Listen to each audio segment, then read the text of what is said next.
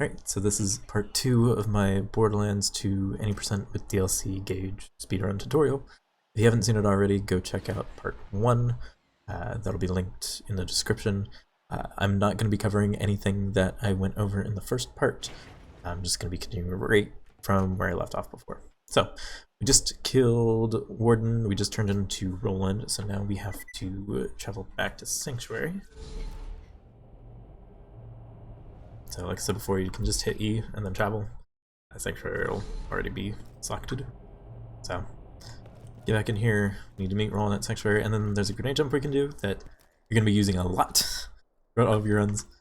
Throw a grenade right there, more or less, and then you jump onto this roof. A nice straight line that you can keep going. And now what we're going to do is the start of the big dialogue skipping in the run. So Lilith has 2 quests currently. Each quest in the game, every single quest has an opening mission intro dialogue. Tells you, this is the backstory of the thing, this is what I want you to do, I want you to go do this, yay, go team. So the that initial intro line of dialogue is incredibly high priority. So much so that it can overwrite other dialogue that's going on.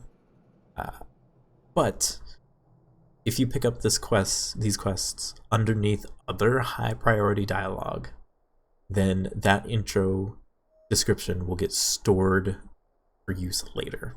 So what we're going to do soon is we're going to talk to Roland, which is going to trigger the story dialogue, which this is the main story of the game. This is incredibly important dialogue. This is very, very high priority. If we pick up Lilith's quests underneath Roland's dialogue, Roland's story dialogue, those quest intros won't play. But they'll still exist, and we can play them later at a specific time to skip dialogue. This will be a little bit more apparent soon, but we're going to talk to Roland, and then we're going to pick up the quests. So you can see the quests that we picked up, Cult Following and In Memoriam. They both have intro dialogue. Ever joined a cult or whatever, and then Gang of Lola, or no, I don't know, whatever. They both have intro dialogue, but none of them played. So before, in some cases, the quest actually has to play for you to be able to. I think it's more in the pre-sequel where the quest has to play before you can actually do the quest. That's not the case here, but dialogue still has to play for this quest. But we can choose when we want to play it by swapping to it. So we have these as dialogue skips that we can use later, since we picked them up under Roland talking. Right. So once we pick those up, we can save quit.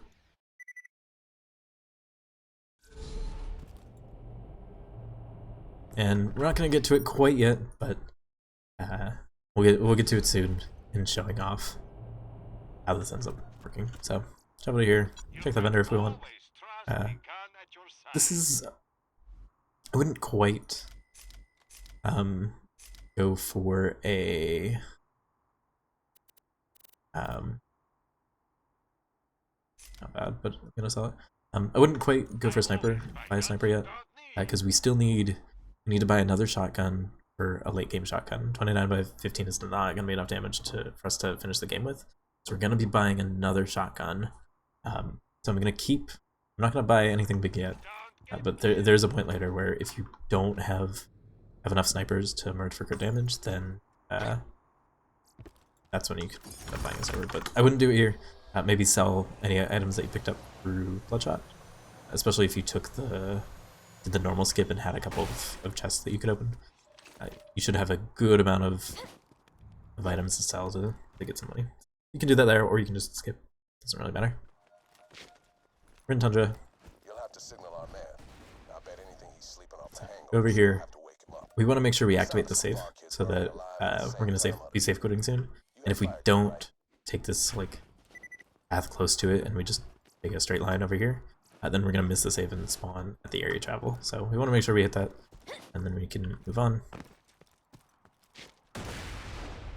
And then we want to go to this camp over here. The longest time, everyone went to the camp over there, which is actually further. So you want to go over here. You can shoot your sniper to get some aggro, and then once you get Orchid's close, melee the cactus, the fire melon, and then once you get that check mark, you can save quit. This skips Mordecai's intro cutscene and saves a good amount of time. Go back in game. And I like to buy grenades here. They're right next to a vendor, so might as well. And then here we're gonna set up infinite ammo. So, like I said before, fire. Up back and forth, 1 stack, 2 stack, 3 stacks, and then we can equip our stuff and search for good damage. There's one sniper. There's the other sniper.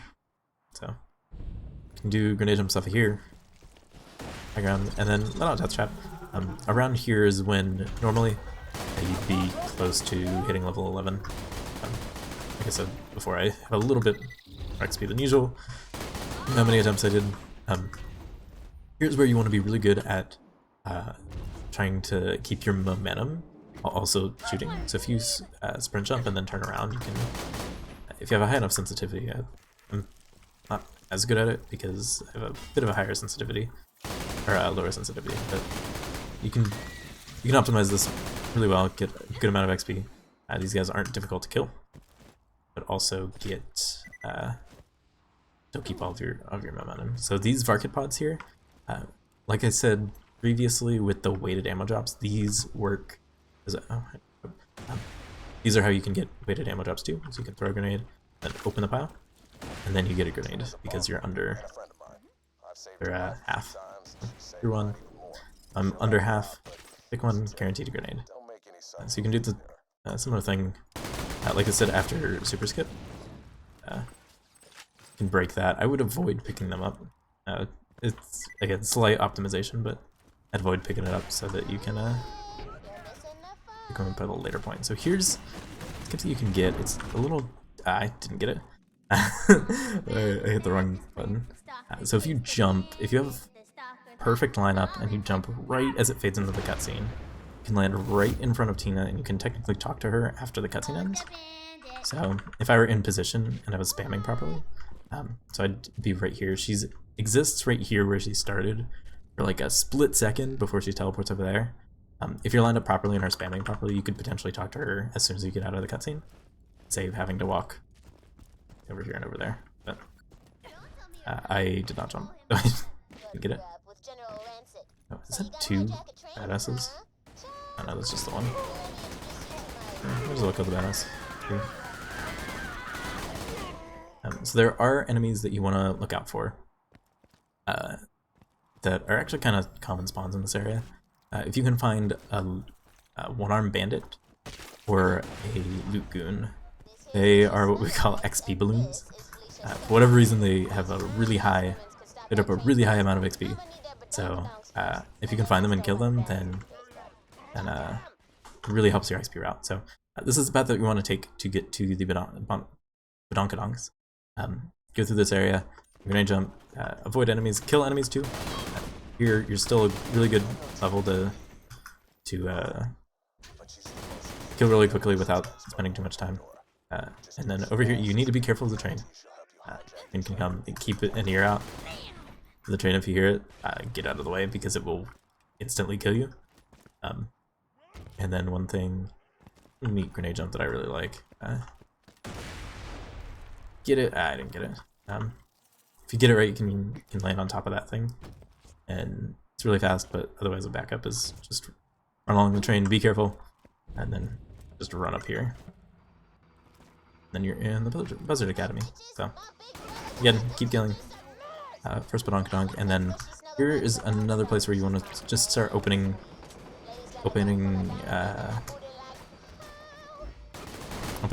weapons crates and just looting as much as you can. Because one, you can get a chance at getting a really good endgame shotgun, and two, if you don't, then you at least get money, so you can buy a set of endgame shotgun. So pick up both Badonkadonks and go to this gas tank that's going to spawn and just break it.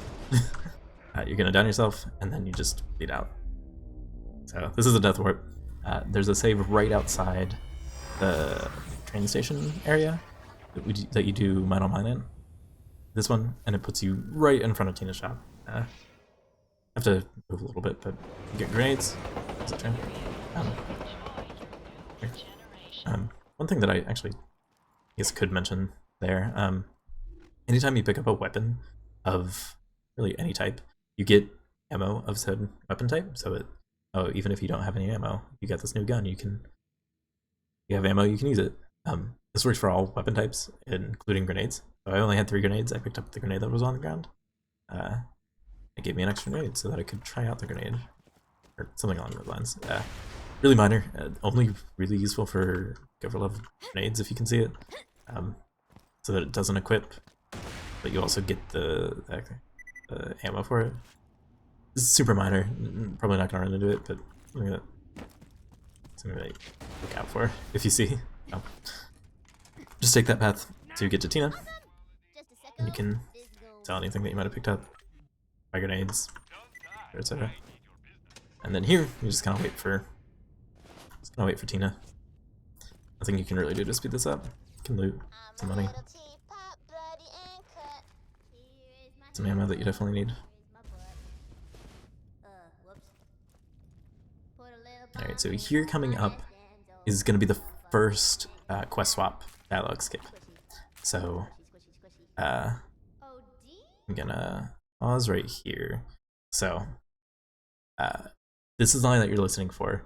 Tina's saying, "Oh damn, son, let's get to work." Whenever that ends is whenever you're gonna play the quest. So there are 2 different ways that you can play quests. If you play a quest in the middle of a dialogue line, it will interrupt that dialogue line.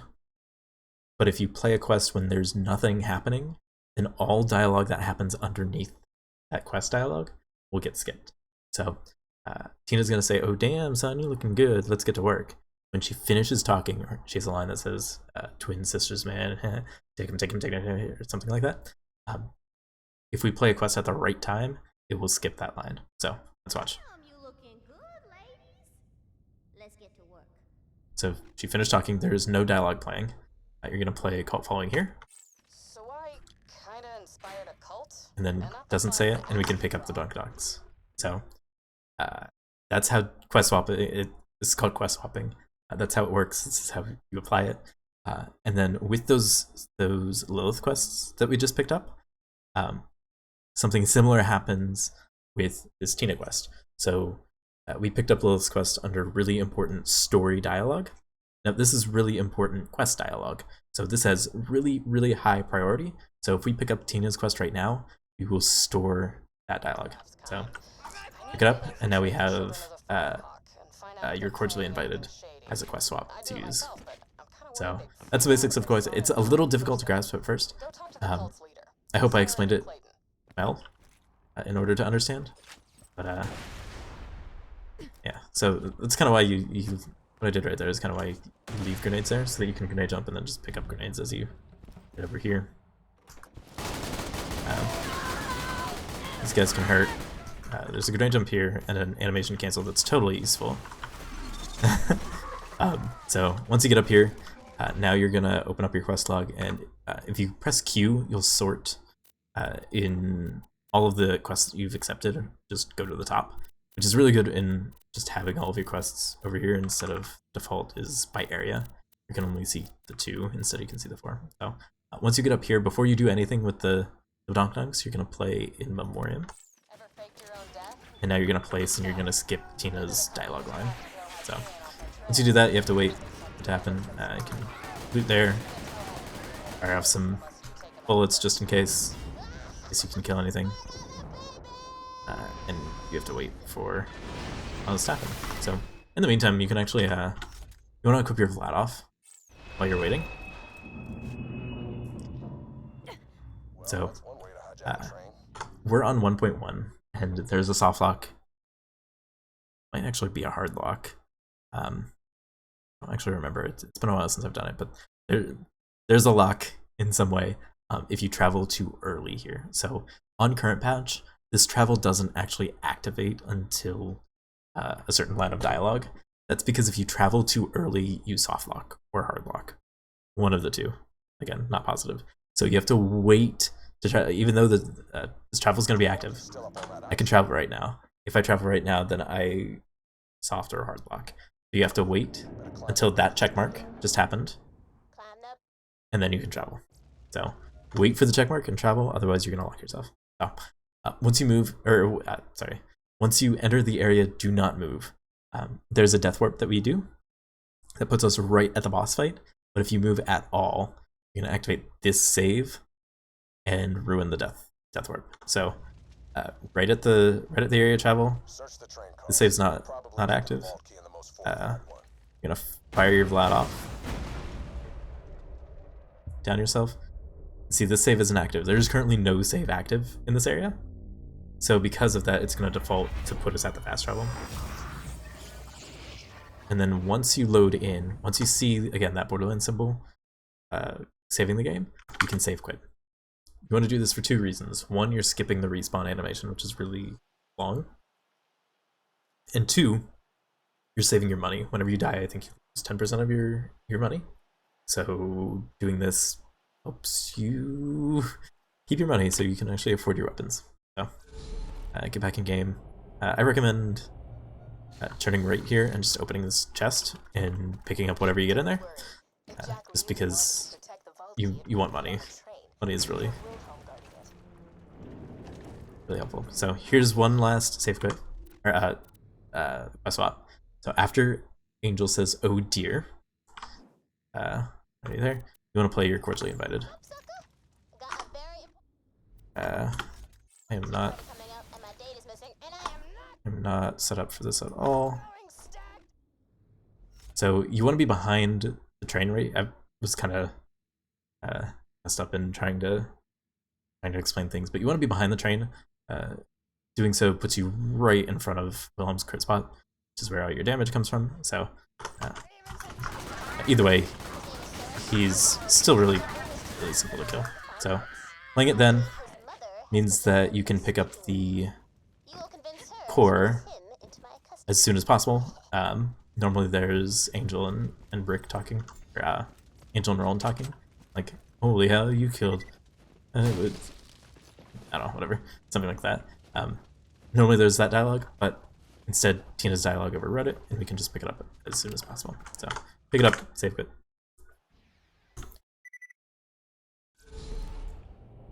And then one more time, I'd go to this chest, get some more things. It doesn't take too long, and gets you some good money. So here, if we go to the main quest, trying to catch, it says to go to Sanctuary. We're actually not going to go to Sanctuary.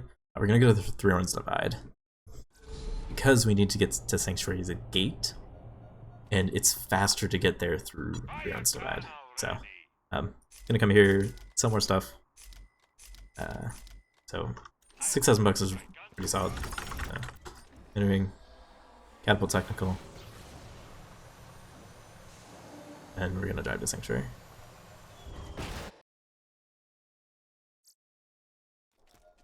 Alright. Wilhelm nearly defeated the other Vault Hunters a couple of years ago. And we're gonna turn in here, and then coming up is a dialogue skip that people usually end up getting casually, like on accident.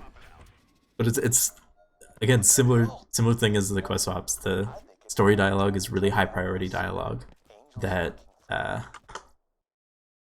is overriding the other low priority dialogue. It's kind of funny. So you're gonna run it into Sanctuary, and then once you get to this puddle over here, that's whenever you see the Borderlands save.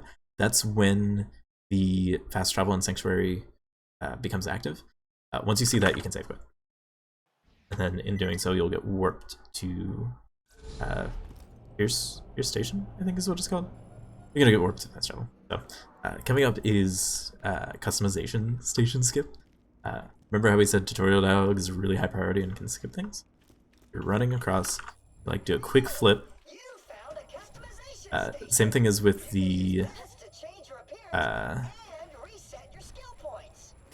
scooter dialogue skip. Hey, I actually got the full one. It's funny.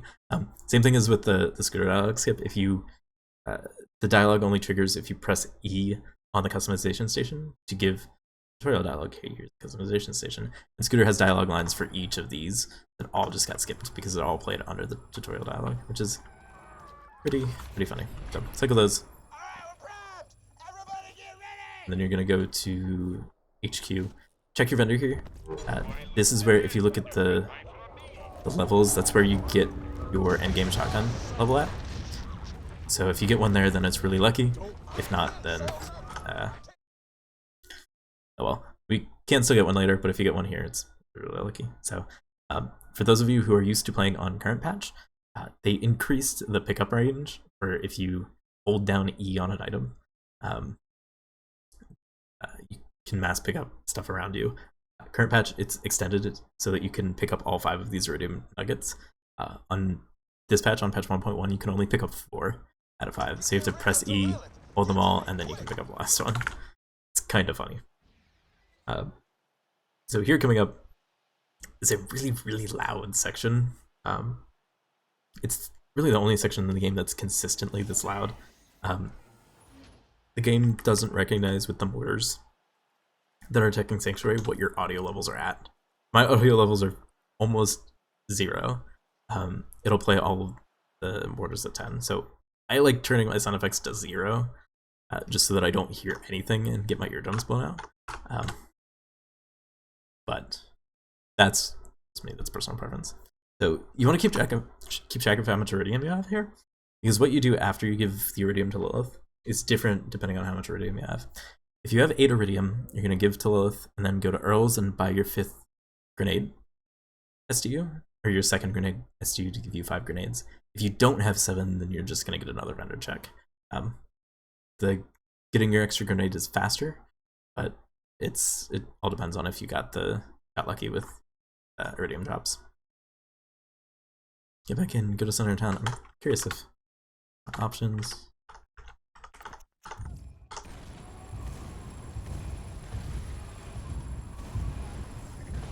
Huh, interesting. It's actually not. I'm guessing since I started with it 0, it's recognizing it. I don't know, whatever. Go to Lilith. Wait for her to go through her animation. Do the iridium, and then either get your nade SDU or pick your vendor. This is it where you have to be really quick, and that's actually an endgame shotgun. It's not great, but it's an endgame one. So, coming up, you're gonna get teleported out. All you need to see is the save icon in the top right. Once you get that, you can just save quit, and it skips the entire cutscene of Sanctuary taking off and flying and disappearing and whoa or whatever. It just skips all of that and puts you in Three Horns. So, really, really helpful skip. You're gonna go here. I know you're angry at me right and get your car and head toward this bridge. This driving is a little bit difficult. Just awkward angles and awkward bumps to get like a clean straight line. I did the same thing to the last 4 Vault Hunters, but I'll be entirely honest. Tricking you guys this time? So, Way funnier. Three Horns Valley from Divide. And then you're just gonna drive over to the fridge. That's not the most optimal line, but oh well. So, right there, again, as we mentioned a little earlier, my wheels were off the ground, so just skip the animation of me getting out. And here, at some point you want to equip your Vlad off. It's best to do it after you turn in, but well, so set up your infinite ammo. Now here is where you should ideally be hitting level 12. Because level 12 we add another glitch. So finish off close enough, and then next we're going to spec into Buck Up. Buck Up is a death trap ability, as it says, restores shields if of one ally to full. If your shields are not at full, then death trap will fire a beam at you to replenish your shields. If that beam is active on you while you travel to a different area, that beam doesn't go away. Leaving the area kills Death Trap's entity, but it doesn't kill the beam entity.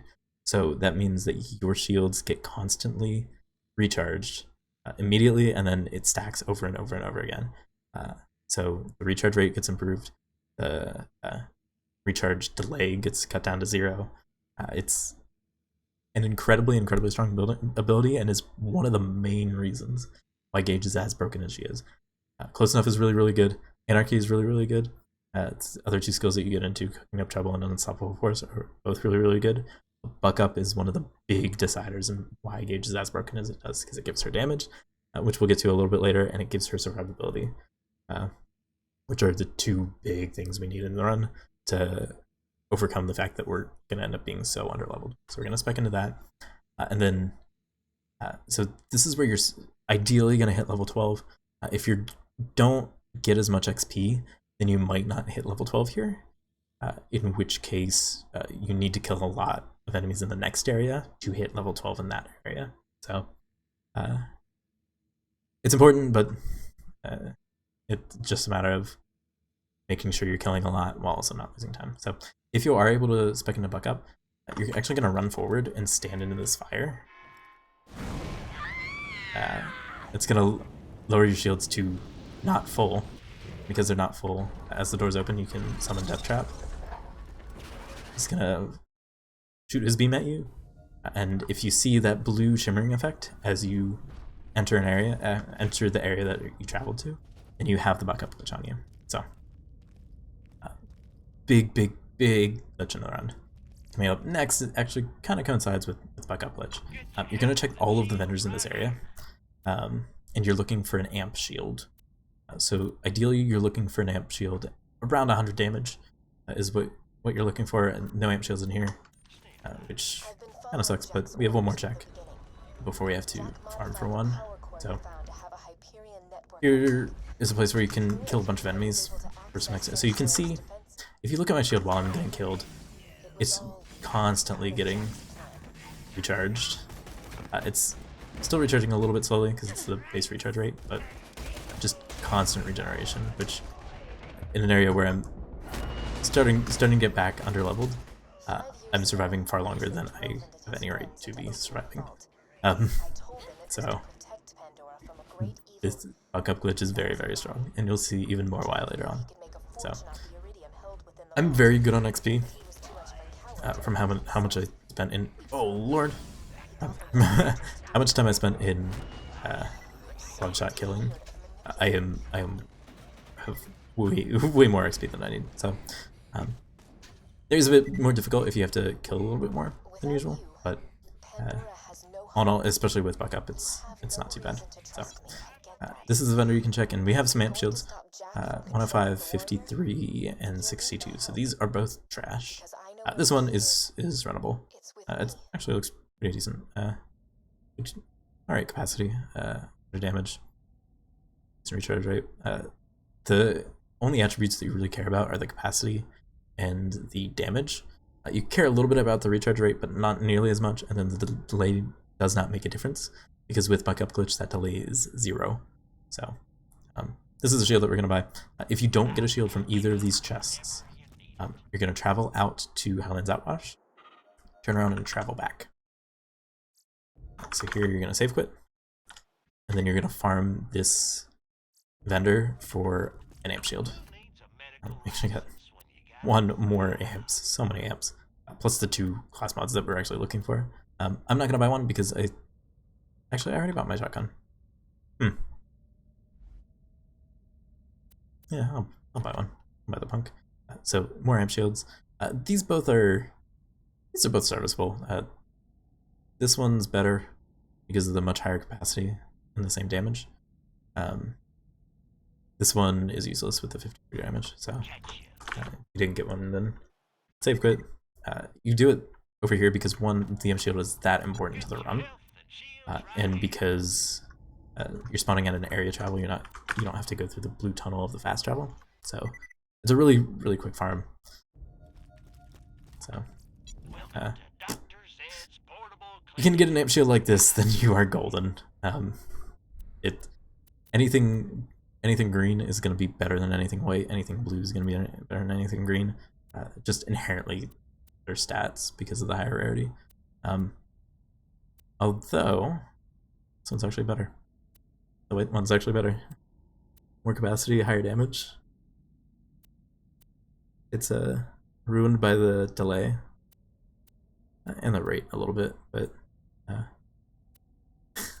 one's actually better. That's funny. So anyway, I'm still gonna roll with the one that I out initially, but that's the strat that you would do if you don't get one out of either of those two vendors. So after you get one, you can run over here and grenade jump, especially down the hill. So hit the save, and then once you get that check mark into your Lilith, you can save quit. Then we'll skip all the banter between Lilith, Angel, and then you can just hit the fast travel immediately. Same thing with the tutorial dialogue, the vendor dialogue. The objective is to hit E on the fast travel. It's not to actually go into the fast travel, so if you jump and hit E, then it completes it. So here you can jump. Oh my god. Oh. This is high amp damage, but the capacities are really low. So this is, oh lord. So gonna get my infinite ammo back. Merge. And then here you can do again some more killing. You're still not at the part where killing enemies takes too much time investment for it to be worth it. You do hit that point at some point, but at this right now it's still worth to slow down a little, kill some enemies, keep your XP up. You do gonna jump over here. You can land on this building. It's important for two things. One, you're avoiding every single enemy except for the surveyors, and two, there's a chest up here which you can get items for money for, or you can get potentially a shotgun. So there's some chests here. You're gonna want full grenades for this coming up, because there's a skip to get over the waterway without having to ride that thing. So as you come down here, you're gonna want to all out best trap for some aggro relief. And then you're gonna come up here. You're gonna do 2 grenade jumps, one on the stairs right here. And then here's this buck up actually working in the moment. But you can jump, you can land on there, and then once you're down there, you can. This is there. You can throw another grenade. Let me. Why not? Okay. Once you land on the thing, you can throw another grenade to get on top of here, and you can just walk across, and it counts. And you're gonna go over here.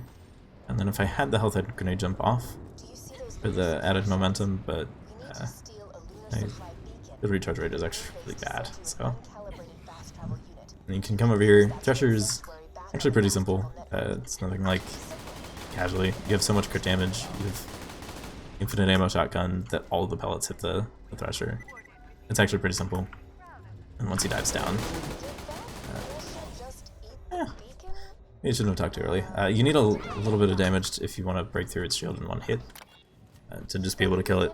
Either high base damage, high crit damage, whatever. A lot of anarchy. Either one of those can kill the Thresher a little bit easier. But kill the Thresher, pick up the beacon, travel to the Highlands. Pretty straightforward. So once you're in here, car station right over here. You're gonna run to.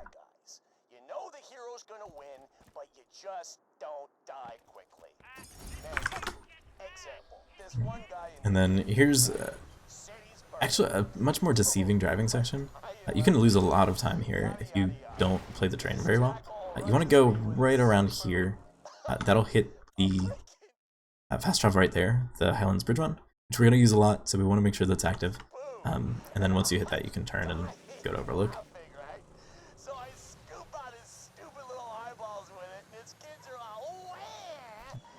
And then instead of going to Overlook, you're actually going to go to the Holy Spirits. Drive over here, travel in there. And then here we're going to do Overlook skip. This is probably the big thing that saved a ton of time from every single run. Instead of having to do the fight at all, you just skip every fight, you can just completely skip Overlook. So, doing it this way, going directly into the Holy Spirits and then coming in here, you're gonna have to wait until Mordecai finishes talking and Angel finishes talking. So it's a good time to check this vendor, database sell processes our stuff you don't need. You should have a fast Remember, if you have a shotgun, you want to keep it. Grenade mod, you want to keep it. You need to keep the ramp shield. You need to keep all that. Keep your Vlad off. I've definitely had runs where I've accidentally sold my Vlad off and just kind of killed the run because I sold the wrong item. So anyway, you're going to place the beacon. Once it's placed, you are going to save quit. So what's happening here is there's a fail-safe mechanism that's hidden inside this fight. If you destroy the beacon 8 times, the beacon becomes indestructible. As a way of like, oh, you're having trouble keeping it alive. It helps a lot in UVHM whenever the scaling isn't right at all. And if you break too many, like, okay, just focus on killing the enemies, we'll repair the beacon, it won't die. The thing is, if you save quit after the beacon becomes invulnerable, it completes the quest. So, you can break the beacon by save quitting once it's active. There are other ways you can break it, either you have enemies that break it 8 times, or there's some weapons that have a friendly fire damage. If you drop them a certain way, that can break the beacon as well. The easiest and most only reliable way we have for a 9% speedrun is to just save quit, and that breaks the beacon. So over here, since there's so many save quits, and even later, you're going to be checking this vendor a ton. And this vendor is good. You're going to have a love-hate relationship with this vendor, because this is a 14 to 16 vendor. This is going to be where you get your late game shotgun. As you can see, I already have a level 14 shotgun. It has benefits, it has its downsides. 61x13 is okay. Could be a little bit better, but you're going to be checking this vendor a ton. It doesn't lose all that much time to check during Overlook. If you get really unlucky though, then might be spending a little bit extra time here. So the path that you should take is, if you don't have a grenade, you can potentially get one from the dumpster to grenade jump over here. Then you can go through here to this ammo crate to get a potentially grenade from here, and then if you actually have an explosive barrel or a slag barrel here, and throw a grenade, and then you get the boost from both and go really, really far, really fast. That's probably my funnest part about it. But if you don't have a shotgun, then you need to go over here and check it. Otherwise, you can just go directly to repair the beacon. Fair. And save quit. It's an interesting part of the run. It's about halfway through, so halfway through you get a nice little break. So you can grenades here. If you're low on grenades and open a crate, there's a high chance of there being a grenade right in this corner. Again, weighted ammo drops really helpful. So grenade jump all throughout here just to go faster. In this chest, get some nades. Shock barrel, so it's risky to jump off that, so don't need to do it. Check here, that's actually, oh, that's almost perfect. Wow. I'm not buying it because it's not helpful, but it's actually almost a perfect one. It's kind of fun. So this is, it's around, I want to say it's around 6 minutes real time. Around 4.5 in game. So it's a bit tedious, but it also gives you a nice little break in between the run and the middle of the run. Nades, you have a slag barrel that you can jump off of. Smells like piss and nachos. But if you didn't have a shotgun, then you'd obviously. Okay. I'm just gonna, since I have a level 14 shotgun, I'm just gonna finish through Overlook, and then show you what you would do if you got really unlucky and didn't get a shotgun throughout all these save quits. So.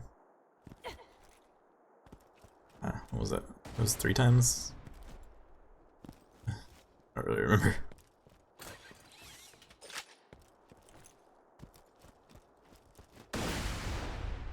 So, yeah, actually, probably the biggest variant. Oh, I don't even want to say that. Aside from the shotgun RNG, the biggest variance and where you can save time is just getting lucky with the explosive and slag barrels. Getting a lot of them that you can jump off of. So we're on more RNG added on top of the RNG.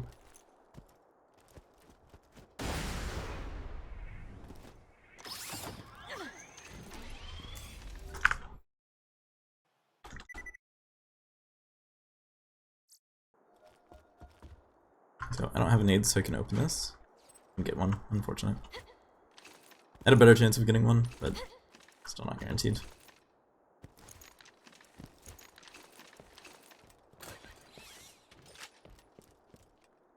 And if you don't have one there, you can jump around here and still get a bit of a boost.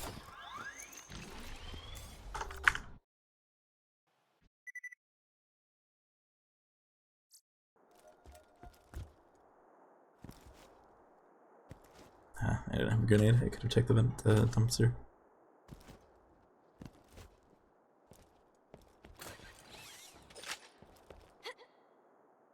Okay, I'm hoping this is the last one. I never actually keep track. I usually just use my split time to see how long I've been here for, how much longer I have left. There we are. So, literally just save quitting and repeating, preparing to begin just completes the quest.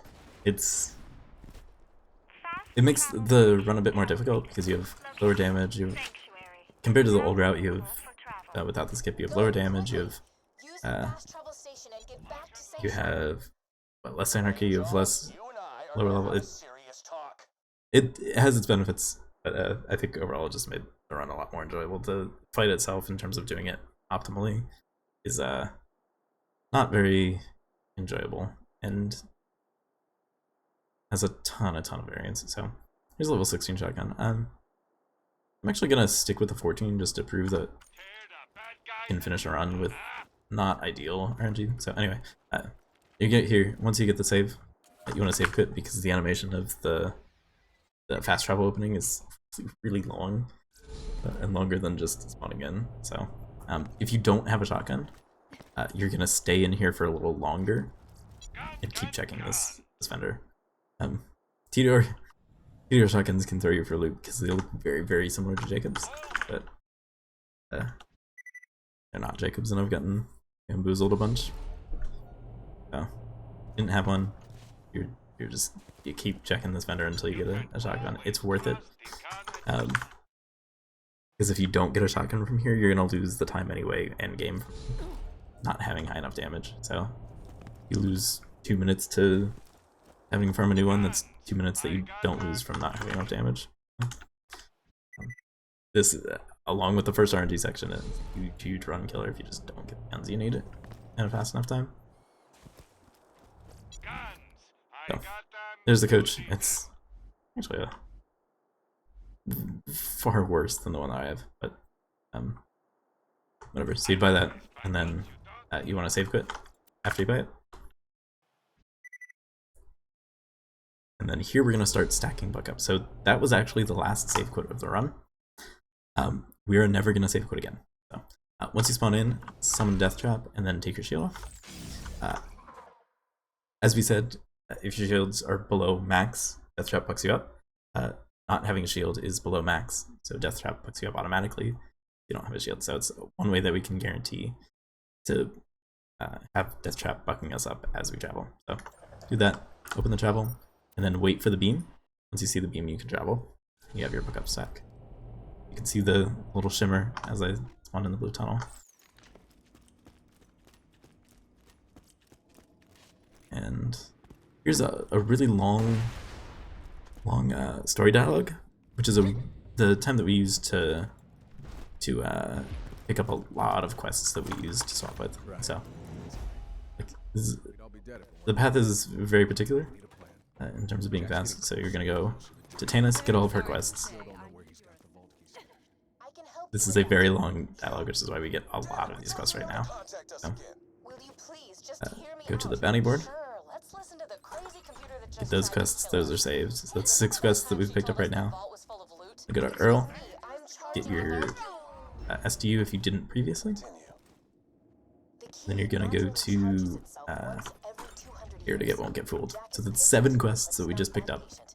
And then once we're done, if you get a level up, you can get a buck up stack here. Otherwise, you most likely won't. And then travel to Hyperion Bridge. There's a lot there. I got my level up in a really weird spot because of how much extra XP I got. Generally, you're only going to have 2 buck-ups. At this point, the one going into Sanctuary, and then you'll get one going into Wildlife. So just keep that in mind. And then check this vendor. You want an amp shield from here. This is actually a really bad amp shield. I don't think I'm going to buy it. It's 100 damage, yes, but at level 18 we want a little bit more than 100 damage. So I'm actually not going to buy it. So check that vendor, and then go get your car, and then drive to Wildlife.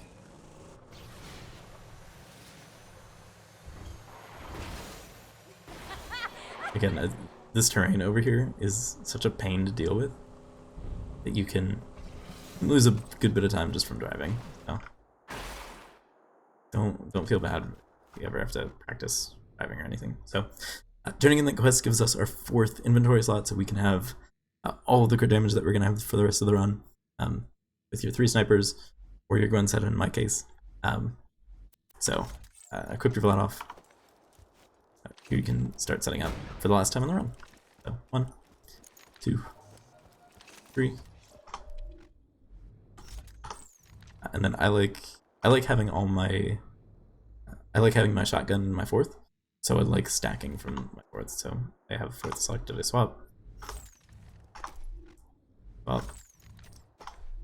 and then swap. So I have it on my 4th just because it's easier for getting buck-up stacks. Your shotgun's always going to be selected whenever you open your inventory, so all you have to do is just go down 1, and then you can drop your shield. So I'm going to go to the 3rd buck-up stack just because I can. Excuse me. So 3 buck-up stacks, I can put my shield back on. And then check this vendor. Here you can get... Actually, that's not that much better. I'm still going to buy it because it's more damage, but... Actually, not as good as I would have hoped. So, here, go some enemies. This is around where you're gonna start getting fall off, and where it's gonna start taking a little bit more time to kill enemies than it has in the past. So, this is probably the last area you're gonna have where you can stop and kill enemies as you're going. So, Wildlife is a very, very, very difficult area. Before I even start it, I'm just going to outright say it's a very difficult area, especially in your first couple runs. Because there are a lot of skips, because we're trying to... Our goal here is to skip every single save point, new use station, in the map. Which is difficult. There are a couple skips that we have to do that are difficult. There's some out of bounds that we have to do that can potentially soft lock you out of bounds, in which case you'd have to save quit to fix. It's a difficult area. I think my first run I spent 45 minutes in here, and then after 45 minutes I soft locked myself out of bounds. So if you struggle with this area, this is the first big hurdle in the run, in my opinion. So yeah. So first things first, we're gonna run up to Mordecai. Throw an aid, knocked him, and then you have to go over there, but you actually want to go this way. This is the first nade jump to skip that new use station, and it's actually the one that's least necessary. If you don't do this one, it's actually not the worst thing. And yeah, up to okay. If you don't do that skip, it's not the worst thing in the world.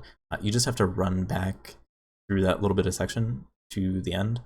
But the first one's probably the least necessary in the run.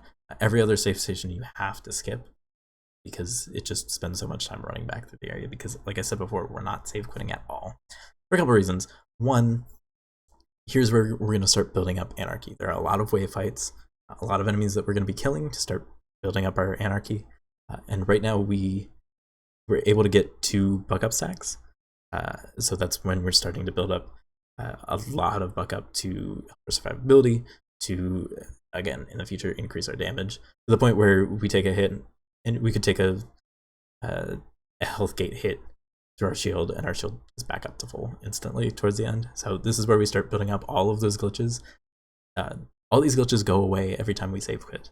So at this point, we need to stop save quitting so that we have enough of these glitches for the end of the run. Now, one thing coming up that I sort of lied to you about. I said that if you play a quest in the middle of a dialogue, it'll interrupt that dialogue, and that's it. It won't continue anymore.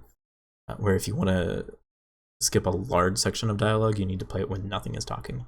One exception to that is if you're playing a quest that the person currently talking introduces. So this is confusing, I promise you. But so Mordecai is currently talking. The quest that I'm going to play right now is Good, the Bad, and the Mordecai, which Mordecai introduces. Normally, because someone is in the middle of talking, the quest would just interrupt that singular line and then just move forward. But because Mordecai's the one talking and Mordecai's the one introducing it, you can play it at any point during that dialogue line, and it will still skip all of the dialogue after it. Again, confusing, and we use this specific type of skip once more a little bit later, but a little bit difficult. The only thing you have to remember at this point, whenever you get closer to the door, play the good. Play the Good, the Bad, the Mordecai. You want to, best case scenario, you want to play it right before you're at the lever, but you can play it really whenever you want. So, even though Mordecai was in the middle of talking, it'll skip all the dialogue and we can just remove levers immediately. There we are. If you do it fast enough, it skips everything. Once you get through, send out Death Trap before aggro leave. Or buck up too. So I'm level 13. I'm gonna equip the punk to give myself a little bit more fire rate. Fire rate is always good. The other, again, really good one, Anarchist, just gives you flat damage. Very strong. And then the next thing that I'm gonna do, since I'm 13, I'm gonna start speccing into Gaige's survivability in cooking up trouble. Now this is where stacking exactly as much infinite ammo as your shotgun fires is imperative, because if your magazine is full, you regenerate health. If you overstack your infinite ammo, firing once will put your... So I have 4 bullets in my mag. If I stacked 4 shots of infinite ammo for my 3-shot gun, firing once would put 5 bullets in my mag. So my gun's magazine isn't full, it's over full, so I don't get the regen. So, back into cooking up trouble, and albeit slowly, I'm regenerating health right now. So, if I overstack my infinite ammo, firing would lose my... So, quick little nade jump to get onto here. Get this ladder, and need to do another nade jump here. I don't think this skips any save station. I think it's just a more direct path. Oh. And you can kind of see the difference that the punk is making. It's a little bit more subtle, but more fire rate, so therefore more damage. So next save station that we're skipping is this one inside here. We're going to do a nade jump from here onto here and walk this tightrope to get past the save station. So this terrain is really funky and doesn't look the way that it actually is. You want to throw the nade more on this platform. If you throw it right here, it's just gonna kick off that way. So we'll throw it right around there. There we are. A little bit sketchy with that surveyor, but so walk the tightrope. And there is one more nade jump that you can do. You can go down here and nade jump from here on top and skip it, but this is just far more consistent. I was gonna do this whole thing where I lure you in here and kill you, but you just... So, more nade jumps. Coming up is actually a... Okay. Coming up is non-guaranteed legendary spawn. Ramona and Toomba can spawn here. If they do spawn, kill them. Or Chubby Stalker? Hello? Hello? What is this run? So, fun fact about Chubbies on this patch, they, there's so much about this patch that people that are used to current patch are going to be sorely disappointed. Savagely doesn't drop the Herald. loot midgets don't drop anything. Chubbies don't drop anything. Pertinent at least. So, Pomona and Tumba can spawn here. If they do, kill them for their XP. It is very, very, very helpful. Otherwise, just kill all these enemies regardless. Again, still XP, just not nearly as much. Plus, each kill you get gives you a stack of anarchy. So, you want to be careful to not down as much, because every time you're down, you do lose your anarchy a little bit. So, it's difficult. You definitely, obviously, don't want to go down because that loses time. But losing anarchy is really important, really bad too. So, something really, really imperative on this patch. There's a hard lock here, in that you have to press this button. If you skip this button, then you won't be able to get into the containment area that Bloodwing's feather is in. It's a hard lock on this map if you try to open the thing without pressing this button. So it's imperative that you press this button. On current patch, you don't have to hit this button. On 1.1, you have to hit it. So hit this button, door opens, save station right inside of here. We're not gonna hit that. Oh my god, another badass rack. What the hell?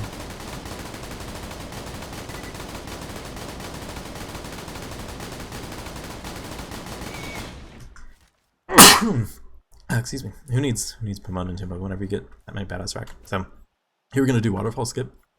There's two ways that you can do it. One, you don't need a nade. If you just jump, that's a little difficult.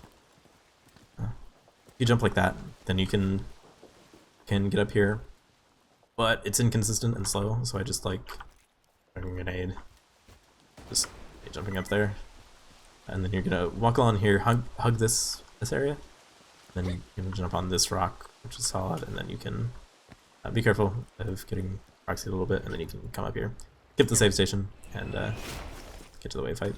So there's a very specific order that you want to kill enemies in. I don't know. I'm pretty sure you want to do loader, stalker, loader,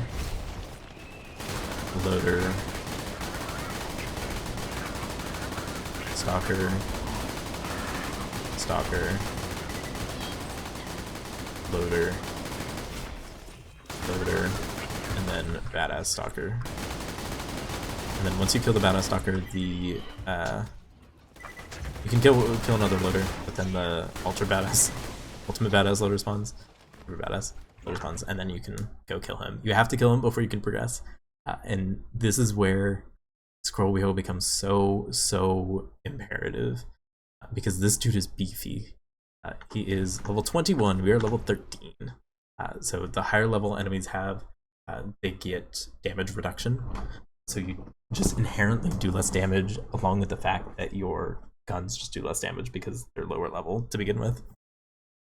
So if you're click shooting, this is going to be really difficult. And where the old route is really helpful in that you already have a lot of anarchy built up, so you can deal with this guy a lot better. Here, you're gonna see you're gonna shoot right here for his crit spot. You're gonna shoot right here for his crit spot, but they're gonna break off, and you can't do any crit damage. So it's just base damage. You're gonna see how difficult it's gonna be, even with scroll shooting. In that, if you struggle with this and you don't have a free scroll mouse, that is understandable because it's difficult. So go there. He has no crit spot. I just have to do base damage, which I do a decent amount because I had a decent amount of anarchy, and I have a bushwhack, which is a lot of damage with a lot of belts. But it's something that can definitely be difficult. So kill it, and then you can go through here. Check what this barrel is. You need to see what this barrel is. If it's, and whatever it is, just kill it. If you're low on money, go in here and loot a little bit. Grenade. So this is the door. If you didn't hit that door near Pomona and Tumba, near the actual selection annex, if you press this button before hitting the other one, you hard lock your save. You cannot continue. So make sure you hit that one down below, and then you can hit this, and this opens. If you hit it and it doesn't open, then you hard locked. So equip the feather. Looking for Bloodwing? Oh, I moved her a few hours ago. Somewhere a little more. And then here's a bit of a difficult nade jump, because if you miss it, then you have to deal with these badass skags. You're gonna stand on here and nade jump. They haven't quite gotten to aggro enough to kill you, so you nade jump on here and land on top of here, and then run across here, and then this is not solid. Jump over it, and then there's that platform right there that you can jump and land on, and then you can jump over here and land on it. You can tightrope yourself around here and just run straight to get back in bounds. That skipped another save station. This isn't faster for like any like current patch stuff or anything like that. This is entirely just to skip one of the new use stations. So more nades that you can grab, more stalkers that you should kill if they're on top of you. But otherwise, I wouldn't worry about. That cyclone stalker in particular. Instead I'm under half. That cyclone stalker in particular, if you're up here, he has a habit of jumping at you. So usually kill while you're waiting for that to open. So here is probably one of the more, aside from super skip, probably one of the more difficult skips. So you're gonna jump over here. There's two things. One, there's a save station inside of there, and two, you have to do a massive wave fight just to get the doors to open. So we're not gonna do either of those. You want to let out Death Trap for aggro relief, and run up these rocks. And then there's two different ways that you can do this nade jump. You're gonna jump from this platform to that platform over there. It's a difficult jump and it's a really far one. There are two things you can do. You can throw a grenade here and let it run over and jump off of here, or you can go to the edge and throw it down and then jump like that. I missed it there. I go back and forth which one I like because I'm not consistent with either of them. But you have a couple tries to do this. You need, I think you need to have three grenades whenever you're attempting this. If you have two grenades whenever you're attempting it, you're not going to have a guaranteed way to get back in bounds. So this is the other way. Yeah, like I said, not consistent with either, and I flip-flop between the two. The general idea is jump a little bit earlier rather than anything. That'll get you the height that you need, and then your distance will carry you too. So once you're on here, you run into this wall that isn't actually a wall. You jump into. Throw a grenade here to jump over to this rock. And then this is Bloodwing's arena. Luckily, we can trigger the cutscene to start the fight from out of bounds. There's like a tiny pixel that we can hit, triggers the cutscene. Before the cutscene, if you have an RTX card, the slag particles that Bloodwing can produce whenever he spawns out of the thing during the cutscene can freeze your game. So if you have an RTX card, I think it's just 2000 series or 3000 series right now, the way to fix that crash is to go into your video settings and cap your frame rate to 30 FPS. This is only if you have an RTX card. Apparently this happens on all patches, so if you haven't been able to play because of that, and this showed you how you can play despite it, hey, cool. But RTX card, cap your FPS. I do not have an RTX card, so I do not need to do so. And then in this corner is where you have to hit the cutscene.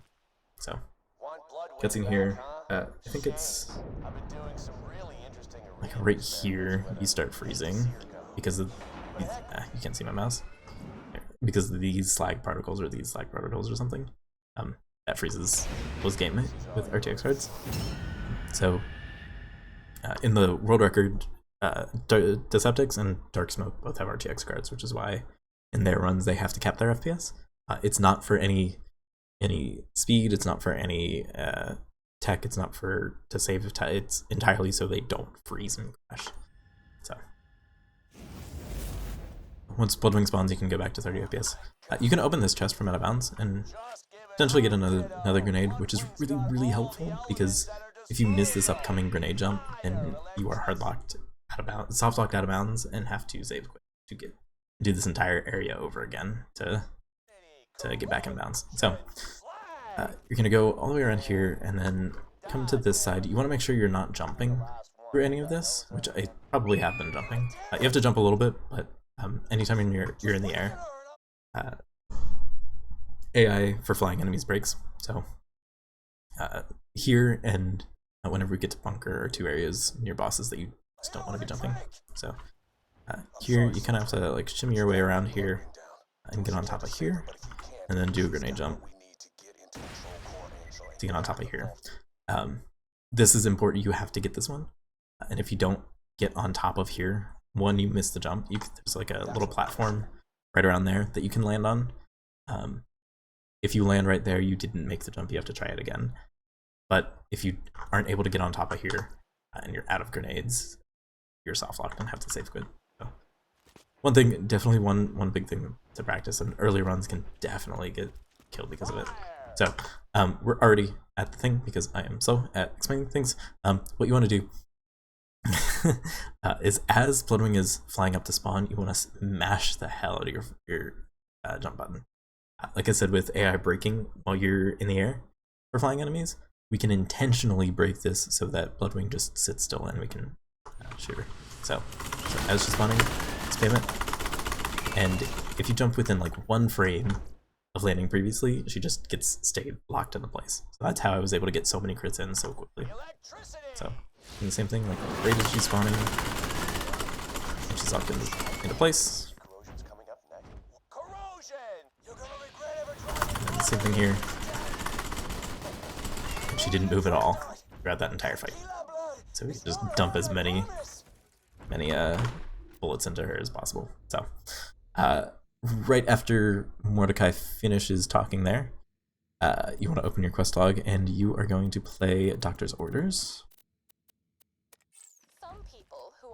Mordecai has a line right after this that he just doesn't say, and instead you can just pick up the thing right away.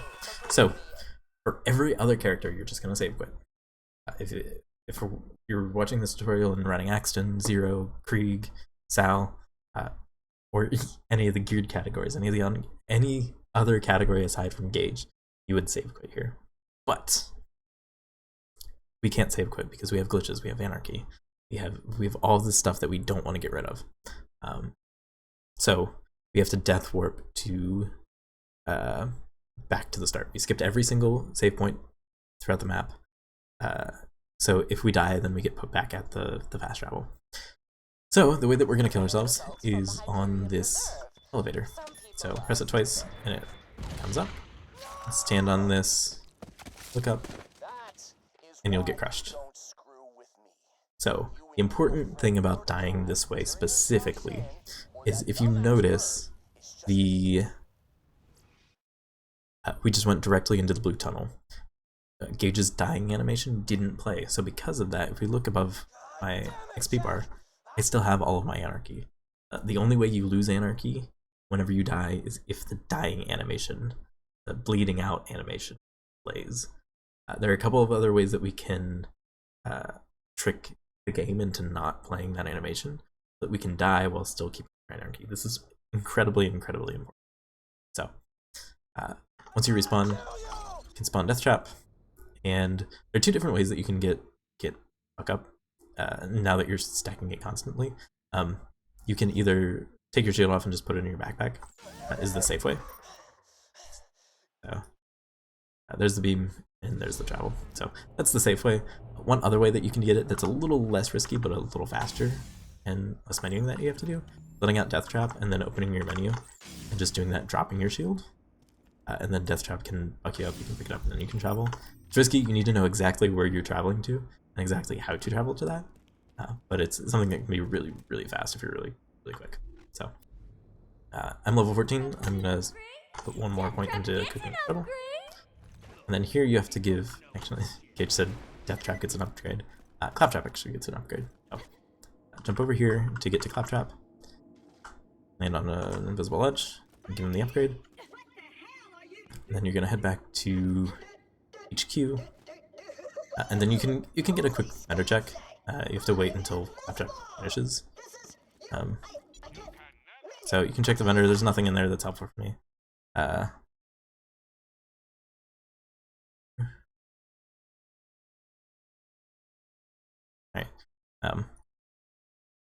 Nothing in there that's helpful. There's shotgun, but it's only one barrel.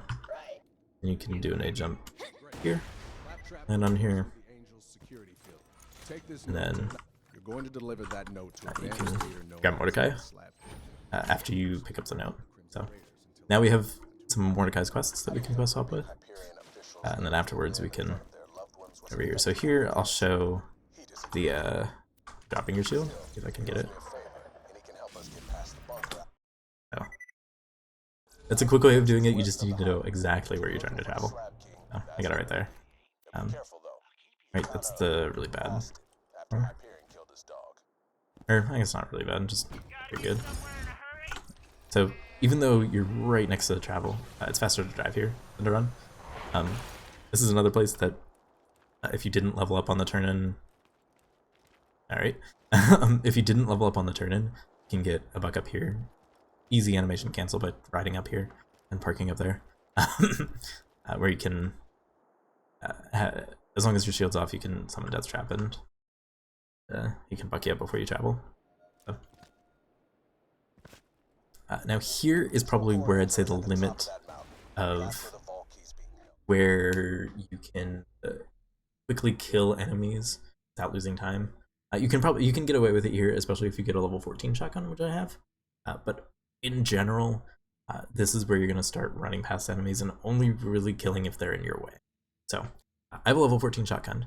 Now the problem is I have 3 stacks of infinite ammo, but my level 14 shotgun consumes 2 ammo per shot. So I'm going to show you what I meant previously by having overstacked ammo. So I have cooking up trouble right now. If I fire once, currently I have a mag size of 1. If I fire once, now I have a mag size of 2. Oh, actually the punk is messing things up a little bit. So I have a mag size of 2. I fire once, and now I have a mag of 3. So 3 is not 2. So my mag is not full, so I don't have my cooking up trouble. The game fixes itself if you go in your inventory, but just you lose it again as soon as you fire. So what we need to do, I'm going to put my punk back on. What we need to do is we need to restack our infinite ammo because we have a different number of barrels on our next gun. So the easiest way to do it is just fire as many times as you had infinite ammo stacked. So 1, 2, 3, and then just stack again for how many that you have. So 1, 2. And now, if I fire, let me take the punk off. Now if I fire, I still keep my cooking up trouble. I technically didn't really need to do that because I think I just had to pull out my Vlad off once and it would have worked. It's a little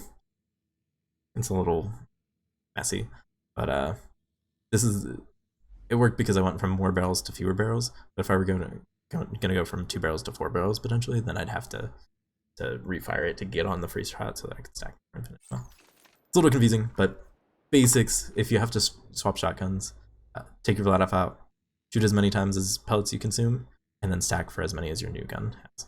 So, moving on. A little confusing. But here you just have to run through here. Like I said, I have the 14 shotgun, so I actually do a good chunk of damage to these psychos, even though this is generally around where damage starts falling off. As you're running through, you want to make sure, specifically right here, that you break all of these tanks and barrels. Because you can run into issues with them a little bit later, whenever you're running back through the area. So just breaking these preemptively helps alleviate things in the future and make things easier. If you see the buzzard and are able to kill it, I would kill it. The spawn locking that we had earlier can apply here as well. Buzzards, for whatever reason, take up a lot of spawns, which could prevent spawns from spawning inside of here. So just run through here and then fall in. And here you're gonna be abusing close enough a ton. There's a ceiling at the top that you can just spam fire shots into, and it redirects directly into the enemies that you're trying to kill. So here, the most important thing is shoot at the ceiling if you're just not directly in front of an enemy.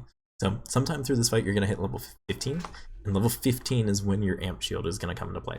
So I hit level 15, I can my amp shield, and this is where Gaige's damage skyrockets. And I mean skyrockets. So there's a glitch on this patch where this 105 amp damage that you get applies to every single pellet of a shotgun. So if I were to fire this SMG with this amp shield, this SMG is 96 damage. So 96 plus 105 would be 201. 201? Yeah, 201. So that shot would do 201 damage. Instead, this is going to be 61 plus 105 times 13. So the damage just be... I'm actually going to get a calculator because I'm curious now. So base damage of this, normally, regularly firing 61 times 13 is 793. Now 61 plus 105 times 13 is 2,000 damage. Damage just went up so much because this is spread across every single pellet and not just the one shotgun.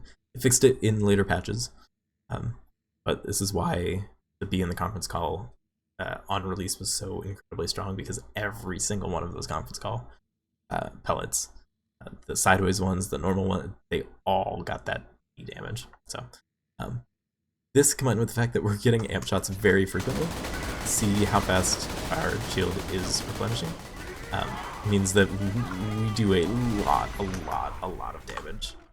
I'm gonna get more cooking up trouble for some more healing. And this is why it's so imperative to get a level 15 amp shield, because not having an amp shield for this section just hurts your damage output so much. So if you can jump up top of here. It helps with killing. There's a lot of enemies that spawn, primarily Goliaths, that it's just easier to be up here for. To just be able to kill directly. Plus, if you get here in time, you can open this chest and potentially get a very endgame shotgun. Let's kill the rest of these, and then once this finishes, as soon as Brick starts talking, you are going to play Hidden Journals. So this is what I was talking about before, where if you play in the middle of a dialogue line, it just skips that one dialogue. So he was saying, good shows, or whatever. He was saying his line, so we played it in front of it, and it skipped that line and that line only, which is really important, because we're going to play here, and he's going to talk and interrupt, and now we're going to play Won't Get Fooled Again. And this is the one exception to every single rule that I just explained, because for whatever reason, Won't Get Fooled Again has ludicrously high priority in that it skips literally everything. Just Marshall Friedman in general has really high priority. No matter when you play it, it skips every single dialogue underneath it, and it makes absolutely zero sense. But because of that, you only need one quest to get through here. So, kill loaders out here. There's just three. This is really just 3 wave fights at this point, and it's just a matter of trying to position Brick as best as possible, because that's the biggest variance that you have at this point. It's just like, where are your enemies going to spawn, and where is Brick going to attack those enemies, and can you get him to stay in a decent area? So you can break all those, and one safe way to get around mortars. Go this way. One, it gives you a chest that you can check for some good gear. 2, it avoids pretty much every mortar. So, I'm going to talk quickly about Health Gate, which I mentioned earlier but didn't actually explain what it was. So long as you're above half health, there's no bullet, there's no enemy, there's no anything that can outright kill you, as long as you're above half health. This is what's called Health Gate. You'll get brought down to really low health, but no matter what health you're at,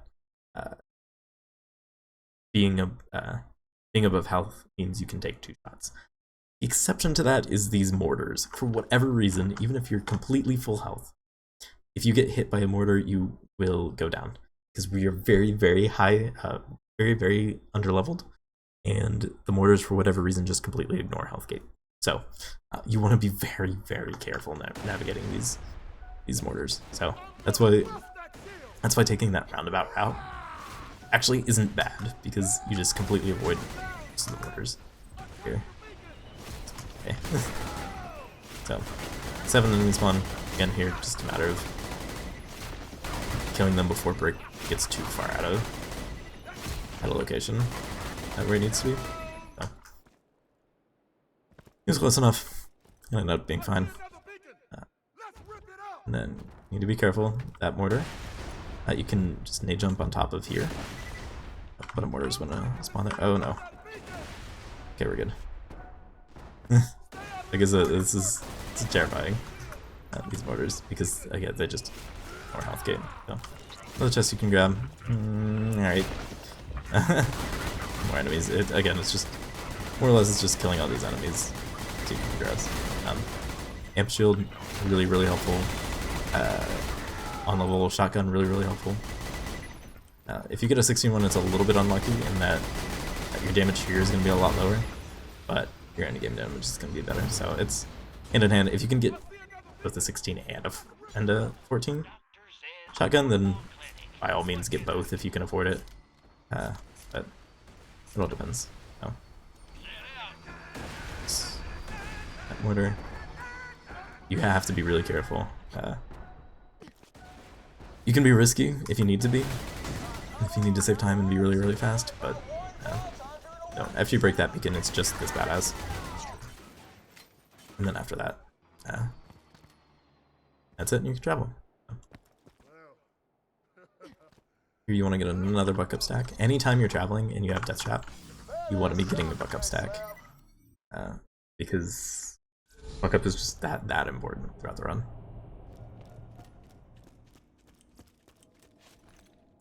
So back over here. Alright, so you wanna turn into Roland. And you're gonna grab Brick's quest and you're gonna grab Lilith's quests. Sorry to interrupt. So that's again 3 more quests that we have. What quests do? So we have Assassinate the Assassins. 1, 2, 3, 4, 5, 6, 7, 8. We have 8 quests built up, which we're going to use a lot of them in just one area, but we're building up these quests and we're going to start using them to skip a lot of really important dialogue, and really, a better way to put it, a lot of really slow dialogue. So, grenades. At this point you might be lucky if you're going slow like I am. Vendors would have cycled, and they did, and got me a much better amp shield. If you're going really fast, these are like a minute or 2 away from cycling, so you might get unlucky. I got lucky and actually got an improved amp shield, so yeah, that's a lot better. Actually, the recharge rate is really bad, which is why getting a lot of it, buck up stacks is really important, because having a lot of stacks can just mitigate that terrible recharge rate. Okay, so opportunity time. This is where, if you, I think especially early on whenever you're running, you can check these vendors here. These are level 19 to 21 vendors, so you can get, like, that's level 21 shotgun, which wouldn't be helpful, but if this were Jacob's, that would be really good and would be really helpful for end game. You finish the run around level 20, so these are very end game gear that you can check for. Sometimes you'll get unlucky and get level 21 gear that you can't use. Sometimes you'll get really lucky and you'll get level 19 gear that you can actually use for a good portion of the run, and a really important portion of the run. So, this is the path that you're going to want to take. It avoids enemies, it gives max velocity that you can use on your nade jumps. So you're just going to go into opportunity square and kill that. Yeah, the game's over. Pick up the pocket watch, and then you're going to want to press this kiosk twice. The first time you press it is going to skip Angel's dialogue, and it's not actually going to count for the quest. The second time you press it is where it's actually going to register. Oh, you use the info kiosk for the quest. So you can kill through here. It'll help you build up anarchy. Well, just get some XP. So, you're going to take this path to this next kiosk. And again, you're going to want to press twice. Once to skip Angel, once to actually count for the quest. That's right. For $1,000 you'll be able to spend an hour with a life-size likeness. And then if you get here fast enough, almost have what I need. then Just it's gonna both skip. It's gonna skip and I don't know. It's weird. If you get there fast enough, you press it once and everything will skip. If not, you just press it twice and you'll be fine. You jump off here. This one. You know littering and opportunity is And then coming up here is actually another if not, vendor that you can also check ought to know completing for opportunity's laws is considered higher level shield. littering. 19 through 21. Didn't get one. Oh well, not the end of the world. And this is the last one that we're gonna use. Hey kids, did you know what your mommies and daddies gave up so your And family then we're gonna go over opportunity? here. Literally And then nothing. before you get here, you're gonna want to play Mine on Mine. A gang of lowlifes is out And that's gonna skip that last info kiosk and open the door immediately. Watch quickly. Look in the pocket watch. You can pick this up for some money. At this point, money doesn't become that important.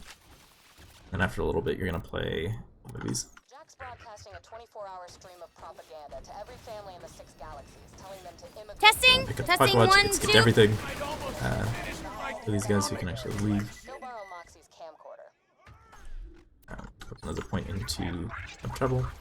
Found a way past the final door to And then we're gonna run back to the fast travel. She's kept up her part of the bargain, surprisingly. Time to return the So, favor. opportunity's pretty straightforward. Vault key. It's actually an area that you can definitely, even if you're having a bad run and losing a lot of time and don't have the damage, don't have the anarchy, This is a message to the Crimson Raider opportunity is still a place that isn't too much combat focused, so you can still technically gold a split if you do. So, more backup security order. Think about that. and sanctuary. One tip for a lot of the menu navigations: if you don't know where the locations are and can identify where they are, which I can't, by the way. I know this is sanctuary because you travel there a whole bunch. That's about it. On 1.1, it's before they sorted the fast travel menu by DLC, so you can use having everything unlocked is actually a real pain, but you can use the home and enter keys to get to the top or bottom. Sanctuary is always going to be at the top, so if you're ever going to sanctuary, you can always just e home enter, and it'll take you to sanctuary. So that's what really helps with the getting buck up as you're traveling, or throwing your shield on the ground. Sorry. So back to sanctuary, you're gonna turn into Roland, This is and you're gonna immediately run away. You're protecting the city. Brick will provide air support from Thousand Cuts, So and I'll climb up to Control Core Angel. here you're gonna travel out to. There's so much dialogue happening right here that you need to travel out to skip it all because it's not worth using a quest, or actually I don't even think you can use a quest to skip it all. It's not worth listening to. So you need to travel somewhere. I personally really like traveling to Three Horns Divide, especially if I'm low on crit damage. Haven't gotten lucky with sniper drops. Travel here, can potentially get a sniper, which I didn't, but at the very least can buy nades for really, really cheap. Another decent place to travel to skip all this is Overlook. If you don't have the best shotgun, then you can check this vendor. Obviously didn't get one, and can get nades here for not as cheap, but you can still get nades and not too far away from travel. So, just travel out, travel back. Winch Your Waste is another one because it's just one down. Damn. Down, Claptrap's place. Get back to Sanctuary.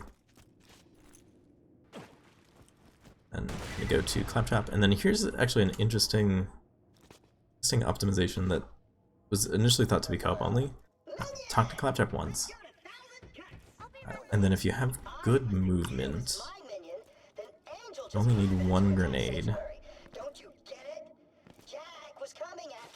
I'm gonna skip the buck-up stack.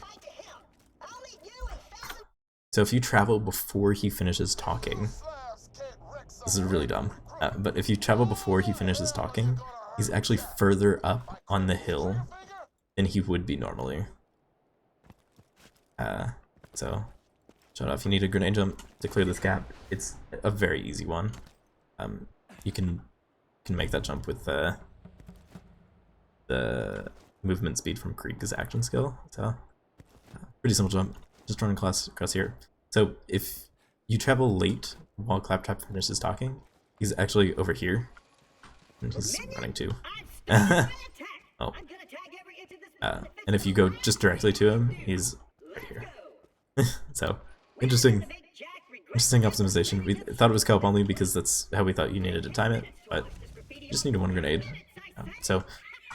There's a trigger over here you have to hit for Claptrap for him to be like, oh, let's actually progress the story. I don't know the specifics of it. I've talked with Deceptix, and he actually didn't even know there's a trigger here. But if you don't run in this area a little bit, Claptrap just kind of stands there and doesn't do anything and never progresses. So that's what I personally do. There's a way to skip this barrier. So I'm gonna grenade jump here and land. Oh no! Let's try that again. Grenade jump here. I messed it up. Okay. So I'm still gonna shout out grenades to do it. Okay. So you want to land right there, and then you need to be careful to jump around because there's an instant death plane. So I guess I'm showing it off here, but so as if I were to get it, you can land on there and then jump around to get around the barrier. And then you want to take this path and wait here until he says, I forget that sometimes. Once he finishes that line, you're gonna run towards these crates, hit these crates, and then you can turn around and progress. So if you don't do it this way, you soft lock. Claptrap needs to say that, oh god, no, I won't line. And if you don't do that specific movement, then he just doesn't say that line, and you end up soft locking. So I missed the grenade jump. I'm terrible at that one grenade jump. Let me see if I can actually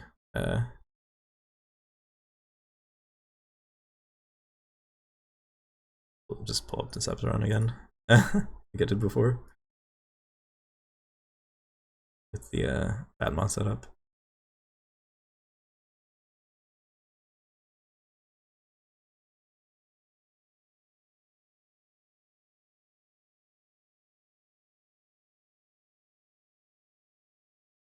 Alright. So, hit the trigger. You jump right there. Land on that piece of rock. And be a little bit careful, there's a death plane close to the barrier. Take this movement. And then, oh right, you're not a Hyperion robot. I forget that sometimes. Wait here. Once he finishes saying it, run to this box. And then turn around and you can move forward. And it plays the dialogue in the way that it needs to, so that it doesn't soft lock. So that's how you do it. I'm bad and didn't get it, but that's how it's supposed to go. Alright, so you're gonna run here. You can shoot the constructor before his shield goes down. You have a lot of anarchy, you have a lot of amp damage, that you just do a whole lot of base damage to this constructor. But once his it opens up, you can crit him. Kill these guys. You can let out Death Trap for some aggro relief. He's not going to survive long at all. We are so underleveled that Death Trap just gets obliterated and his health doesn't scale very well when underleveled. So we're going to do a grenade jump right here. We have those mortars that we have to terrified of. If you do a grenade jump right there, and then put yourself in here, and then jump without pressing any buttons, you take this weird, this doesn't make sense that you're able to run along this, but in doing so you avoid every single one of the mortars. So again, doesn't make sense, but you don't have to worry about mortars.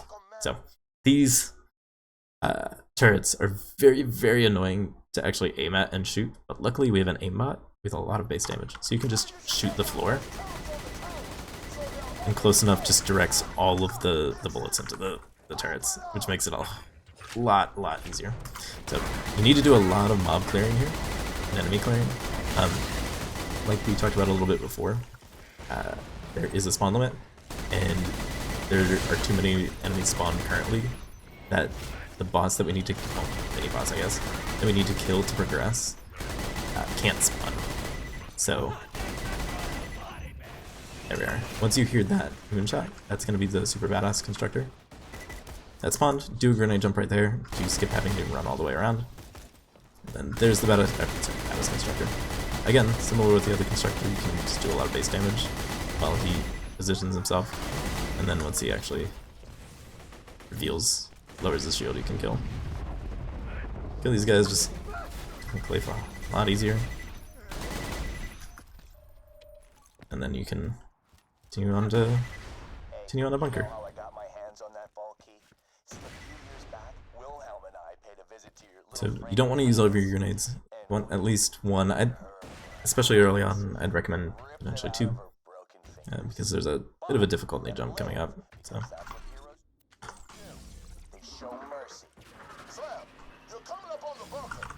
Okay, almost didn't get that buck up stack there.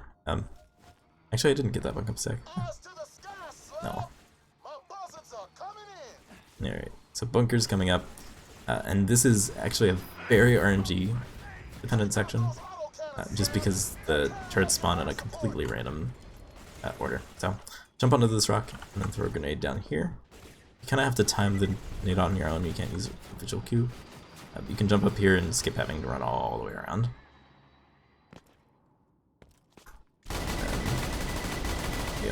Kill the autocannon right here. And here you just kind of have to hope that you get a really good pattern. In general, the ones clumped up together are really good.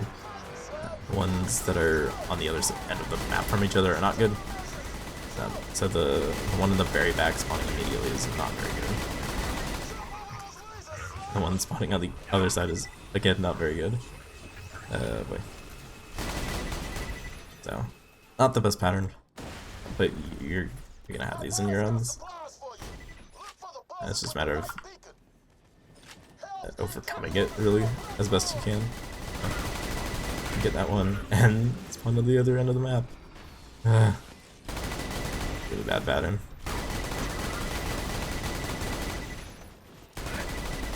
So, a couple of the things that you can do to kind of optimize your movement through here, rather than doing all the running, you can get knocked down like that. You can do a nade jump off of that thing to get to the center platform. And there's one from the other side that you can do too to get to the center platform. There's also a jump you did to get to the center platform to begin with.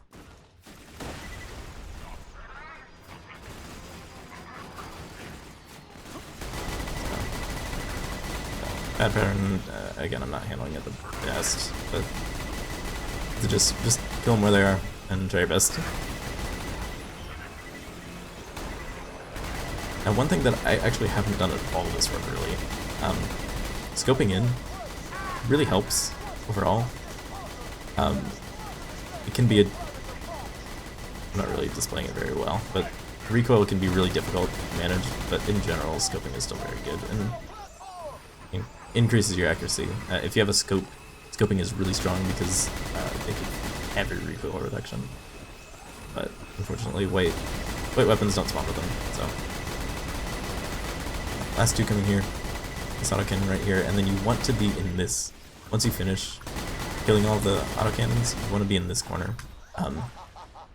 Bunker, the way he has a couple of different paths that he can take a cycle, and he wants to take the most direct path to you, and this is the most center area for him to go to get a really good cycle. This is bunker coming up. You're not at the bunker right now. With some floating ammo. Because Borderlands.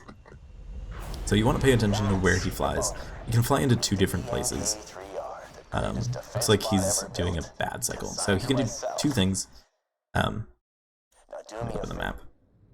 So he can either... I wish I had that chevron. So he can either fly around this way and porch right here, or he just pulls around over here and then perches right here. 2 big things. Looks like he's going to perch on the far one, which is fine. You have to wait a little bit for him to come in, and then at this point you can go over to start killing him. So he's perched in. You can do a nade jump here to get in, and then those are the 2 different places that he can perch and fly in. There's also 2 other cycles, phases, I don't know what to call them, two different phases or cycles he can do. He can have a still phase or a non-still phase. You want the still phase because he sits still, so you can crit him as much as possible. So it looks like we got the still phase, which is really, really good. What's really bad is the fact that we were far away. So this is where scoping in is... Okay. So this is where scoping in is really strong. I think the punk is screwing me up too much. So the thing with still phase is he stays perched until you kill his autocannons. My recoil was so all over the place that I killed the autocannons immediately. So he left immediately, which is really, really bad and something you want to avoid doing.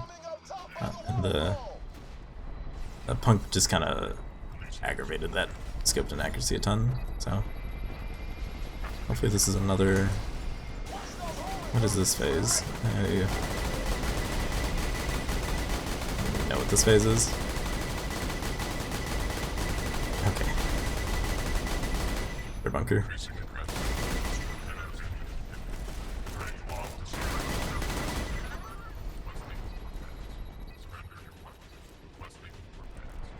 So the bunker fight can have a ton of variance if you get unlucky. So I think this is another stillish phase. It's generally you won't get to something this all over the place. You get really good damage, really good recoil, not trash recoil. Then he'll just sit still, let you kill him, and then fly away. So this is a non-still phase, which is good because good in the sense that he's not gonna fly away immediately if you have some bad accuracy. But bad in the sense that difficult to get crits, and once you do lower him, he leaves on his own time. Other than whenever you kill the rockets, tell you to. So once you finally wear down bunker, that was a really, really bad fight, and I'm blaming that on the punk. But once you do that, you can just come down here and chill out. He's at 1 health, so you just need a single bullet to hit him. You can sell for money if you want. Gun. That's the bad one. So you just need to be down here, and you just fire there, and you'll eventually kill him. Once you do that, this is B. Okay. Okay. So this is where you're gonna hit level 17 when no one is speaking. Generally, after Roland finishes talking, that's when you're gonna open your quest log. I again was slow, so the elevator person scanner had a dialogue line, so they stop talking, animal rights, and it should skip all the dialogue. And then stare looking at the pocket watch thing and insert it whenever you get the chance. And then with that skill point, you're actually not going to finish up cooking up trouble. We're going to go to the next tier, which is Unstoppable Force. Kill skill that gives you movement speed. Really, really, really strong. You have enough healing for the rest of the run. If you're having trouble staying alive, then you can put the extra point into cooking up trouble.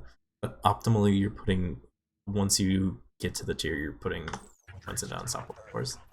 So you're going to lower the elevator, but we're not actually going to ride the elevator. You're going to leave, and you're going to go to this pillar thing, and then drop down here, and then wedge yourself into this corner, and you're going to drop down on this rock. Go to this rock, and then in this little crevice thing that wall totally exists on.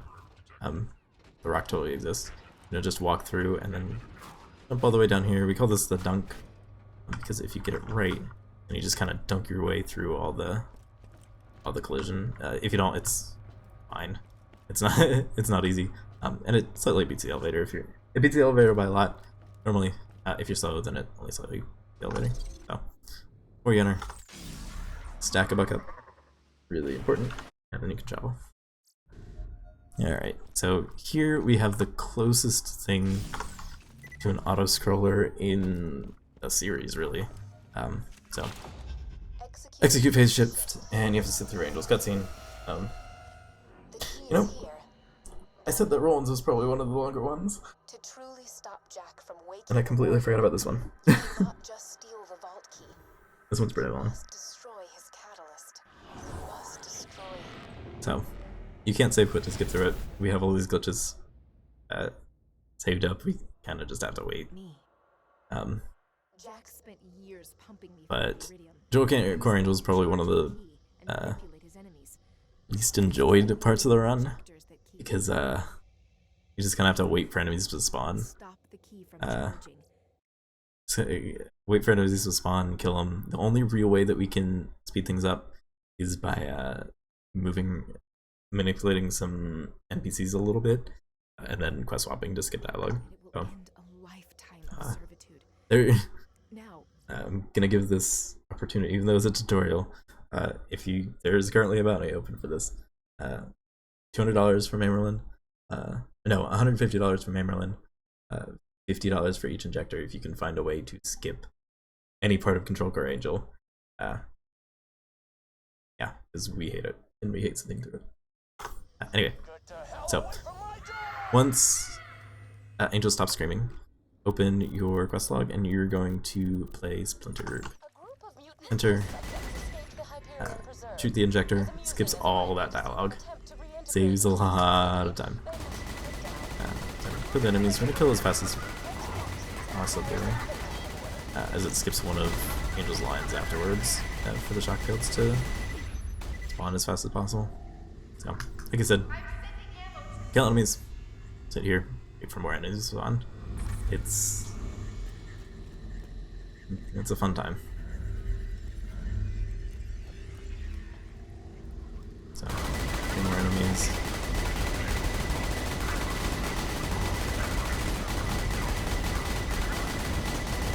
The turrets throughout this entire through the entirety of Control Core Angel, turrets that spawn up there don't do anything in terms of progressing different waves in the fight, different spawns in the fight. It just matters that you kill them at some point. So prioritize loaders that are on the ground, and just clean up with turrets, unless the turrets spawn before any of the enemies spawn, in which case you're fine to just kill the turrets while you wait. So whenever I mentioned Good, the Bad, and Mordecai way back in Wildlife, this is another example of interrupting the person currently talking with a quest that they introduce. So Roland starts talking, immediately open your quest log and swap to just hit enter. Assassinate the assassins will be on top. It interrupts Roland, but because Roland is the one that was talking, it interrupts him and skips all the dialogue. So here's an example. You can start killing turrets a little early, at least 2 of them, and then the loaders end up spawning. Kill the loaders, and then you can clean up the turrets.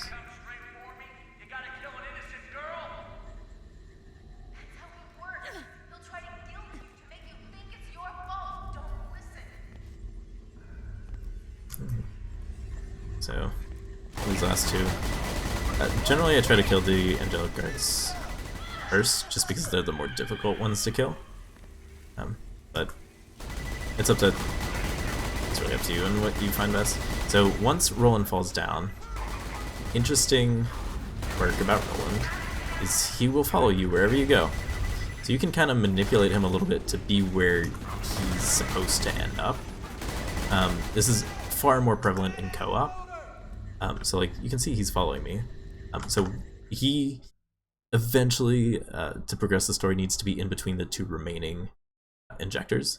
So again, this is much easier and much more impactful in co-op. Much more difficult to actually get done really well in solo, because you can see this is where you need to be, but the loaders spawn way on the other side. Luckily, I actually have good enough damage that I can still snipe him, and he doesn't have that much of a distance to travel. This is something that's difficult, not something that you'll get right away, and not something that'll be super helpful. But it can save a little bit of time. If you were right over here waiting to kill the loader, Roland would have to run all the way over here. So it just depends on damage you have, weapon, amp shield, all that stuff. So speaking of amp shield, I am now level 18, so I get an upgrade. One thing that you want to be sure of is you want to keep track of the gear that you have, so that you know when what gear you're waiting for, what level you're looking forward to get an upgrade to your gear, so that you can immediately start getting that upgrade and getting that improved damage or improved survivability or anything along those lines.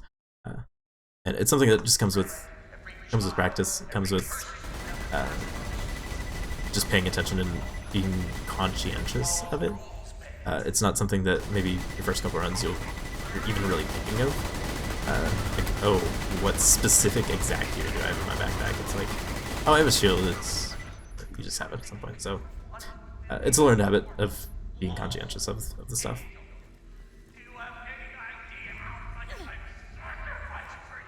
Oh. Kill this wave. Kill this one, and then here's the dialogue skip that has a really tight window. After rolling lands and says crap, you're gonna swap to Anywhere. It's a really short quest, but it somehow skips every single piece of dialogue, which is really, really funny.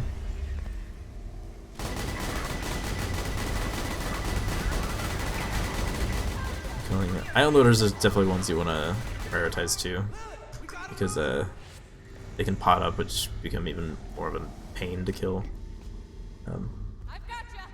And hide other loaders, which becomes even more difficult. Lilith can be a pain here too. It's random how long it takes for her to actually phase walk. So you're gonna kill this first wave after she says. So you're waiting for this isn't over. Stay on your toes. Kill all the turrets and kill the first wave. Kill this one, this loader, then go to the other loader.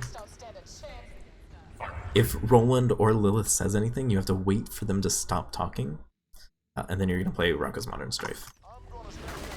Kill that loader, kill the injector, and then you're good to go. If you get unlucky, then Angel might be in the middle of her animation to give you some ammo. An ammo crate. That's a bad Lilith cycle. Not Lilith, Angel cycle. You need to wait like 5, 7, 10 seconds for her to finish that animation to be able to actually die and progress the story. So, one last dialogue skip in this area.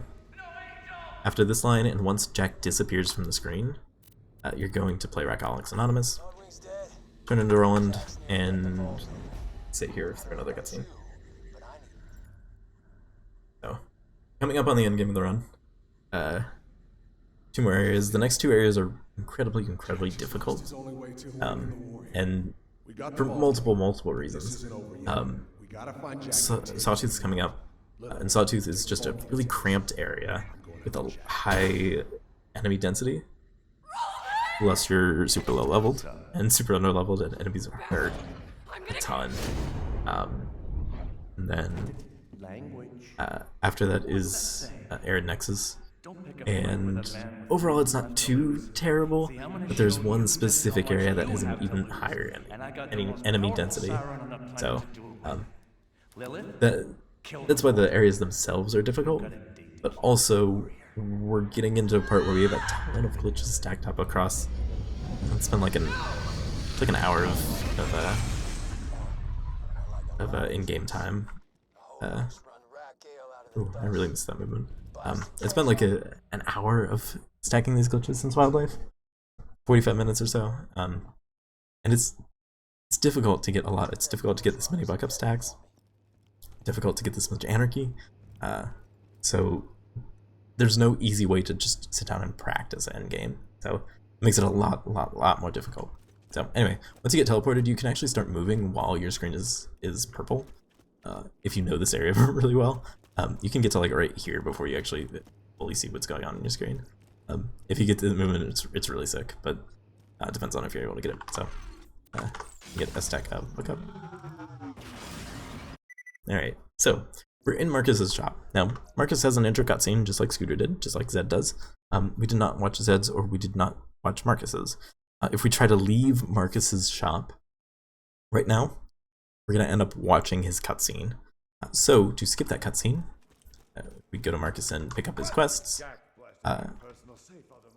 If we have Rock, Paper, Genocide collected, then it knows, like, oh, saw this cutscene. Bam, it's not gonna play, so you can just leave.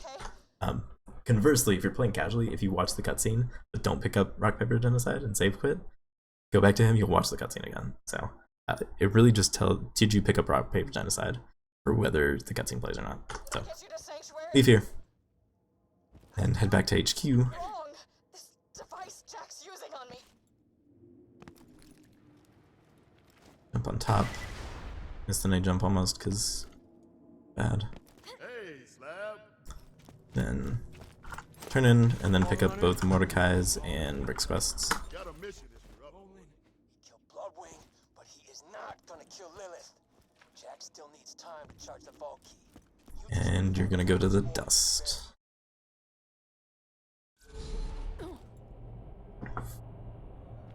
Now, this is a whole big driving section.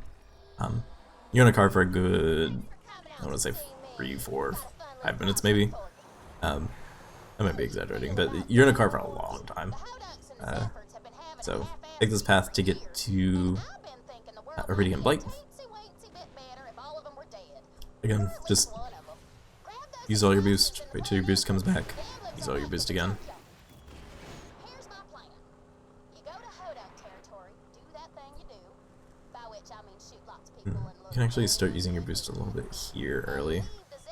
If you use it up before you hit the travel, then it'll start building up a little bit before, or while you're in the loading screen. So dive over here. Make sure you hit this fast travel. Kind of need that. Move on. So go over here and go through this door. And here there's a couple of car strats that you can use coming up. I'm not very good at either of them. Actually, one of them I don't even know, and the other one I'm not very consistent at. So I'm gonna try it and give my thoughts on it, on how you do it. But here you just have to hit that trigger, and you come over here. So let's see if I can hit the. Damn it! Jack doesn't want us getting close to him. Rick, you gotta Hey, there we are. So, my philosophy for hitting this is boost around over here, come over here, and then make a sharp turn to hit here and come up right up this set of rocks. It's probably not consistent because I'm not consistent at it, and there's probably a bit of a better setup, but that's what I'm thinking whenever I'm trying to hit it. So there's this card strats, and then there's a wall climb. If you use your handbrake, which is G by default, your grenade key as well. Let's see, yeah, grenade vehicle handbrake. I think if you do that while boosting up this wall, you can just climb right up it, even though you're not supposed to. Either one of those saves time. Normally you'd have to drive all the way up here and then all the way around and then all the way across. Here you just drive directly here or over here and then directly there. So it's finding the car strats that work for you and getting consistent with them, which I still have yet to do. But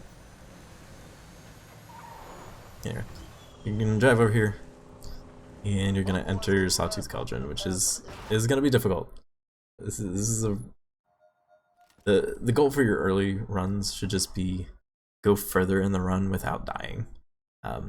If you die in wildlife, okay, next time try to make it through wildlife, and then okay, if you die in 1,000 cuts, then okay, try maybe pull back, maybe don't die until Overlook. If you can just keep pushing where you die back, then you're getting better and you're getting more used to the run. So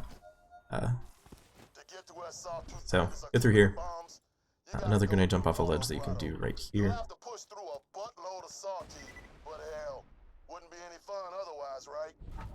And then you enter Guano Grotto. Then you can take a direct path. If you jump off of here onto this floating thing, hanging thing, and you may jump over here. Then call the elevator, I'd buy grenades, because you need them a little bit. And then next is the ambush commanders. I wouldn't kill any enemies because that can cause enemies that aren't these ambush commanders to spawn, and just spawn locking. So generally, you'll get 2 ambush commanders out of the other one, and then 2 ambush commanders out of this one. Looks like that's what I got. Sometimes you might get 3 in 1. Sometimes you might get 1, 2, 1, which is really unfortunate, but I've found that usually only happens if you try and kill an enemy too early, or trying to shoot too early, because it draws aggro and spawns on ambush commanders. So next we have an 8 jump to get out of this area. Clear as much as you can without spending too much time killing, because it'll make the grenade jump a lot easier. This is a really awkward nade jump that I think every single Borderlands runner has a different setup for what they use, which is really intriguing actually. So what we're gonna do is we're gonna jump from this trash pile onto right here, and setup that everyone uses, again, completely different. There's a so this trash pile you can't actually like throw grenades normally on. Out of here. So like can't do a normal grenade jump because it just bounces like way off to nowhere. So the 3 setups that I've seen, one jumps to like throw the grenade up here where it bounces around and then falls down for you to jump with it. There's one that's like a setupless or whatever, where you just kind of like throw it up here and it does that, which is actually a really neat setup, but really difficult, and one that I haven't practiced. And then the one that I use, you kind of just like chuck it. You don't want it to bounce on the ground. You don't chuck it straight down, but you aim like, what is it? Break that to get more knights out of here. So I kind of chuck it more aiming like down here, and it's a soft spot for it to die and just like dribble down a little bit. It's a really weird spot that I saw and found, but it's one that ends up working for me. So get up here and come over here. Now here, coming up, what you're supposed to do is enter Main Street. I'm just killing most of these enemies because I'm gonna try and show off some tornadoes found somewhat recently. Ow. Okay, so what you're supposed to do is you're supposed to go through Main Street. You're supposed to go all the way down here, and then there's a trigger over here, and come all the way back. Recently, it found there's a trigger like right over here somehow. So the setup that I use for this is get along this piece of grass and jump around that and aim for that corner right there. So do it right.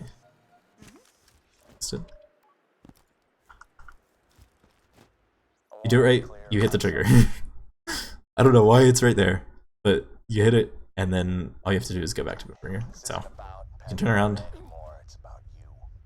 This was found only like a couple weeks ago or so. So come over here.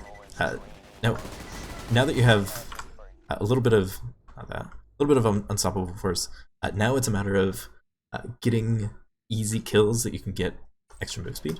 So if you kill this turret, and you get a little bit of move speed. Kill this Marauder, get a little bit of move speed. So it's about staggering these kills, staggering these quick kills so that you can move a little faster, and also not dying. So, free Boombringer. Blast it, and then once its health goes down, you can leave. And then here's actually another one where we're interrupt. Like I said, it's weird and it doesn't make sense. We're gonna interrupt Mortar with one of Brick's lines that he's saying, but Brick talks afterwards, so it ends up working. So play capture the flags once Mortar starts talking, and it skips all of the dialogue afterwards. And then here's another little trick that I've never been able to consistently pull off. If you just kind of like ram your face into this, I almost had it. Ram your face in that and then jump onto it, you can just kind of get like flung by the conveyor into here. I've never been consistent at it, but that setup's up basically what you need for the setup for that. So get over here, kill Mortar, a little bit of XP, have some nades if you need, and ride the elevator up. Level 19, so more unstoppable force. My XP route is way off because of how much extra XP I got in Bloodshot. You're generally not supposed to hit level 19 until you get into Arid Nexus, but oh well. So, get up here, and what you're going to want to do while you're in here, same thing we did with Bloodwing. We want to spam our jump key, because in doing so we can potentially lock these buzzards completely in place. I missed that one. I got those two. Oh my god, these buzzard spawns. I didn't kill it? No. Okay. So I locked 3 of them in the place, which is really, really good. Wasn't able to get the 4. You need to kill some of the normal ads to clear the spawns for the buzzards to start spawning. So. Alright. Once you finish all of them, get all of them killed, that actually went really, really well. Because I got so many out of the first one. There's for actually what I'm gonna do. Once you get to one of the Diadoma crates, skip with bear or bad news. So 1, 2, 3. 1, 2, 3, 4 is where they can spawn from. It's random. Good luck. It's difficult to keep track, but if you get lucky, or if you can keep track really well and lock them really well, then it'll be pretty quick. So take this route and getting the Diadoma crates marked. You jump and you can this one and just jump off the buzzard's nest. You don't hear Brick's dialogue line, but you still do what he commands you for. Let's turn over here. You can jump to make sure you get to the travel in time, because you are going to get another buck up stack, and then here you're just going up. Enter to back to Iridium Blade. So here is actually a really convenient bounty board. The top quest in the bounty board, you can never take out of here, because if you pick it up and leave, it's going to fail. So you can pick up the entire bounty board. Customer service plays, then under customer service, the really high priority dialogue we get, kill yourself, and grandmother's house. So get those, grab a car, and head to Arid Nexus.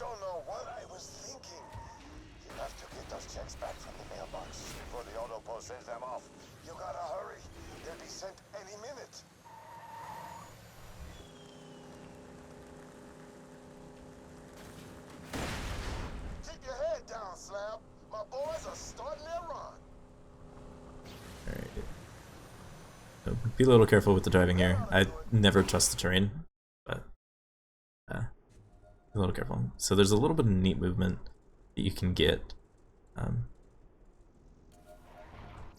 Go like that.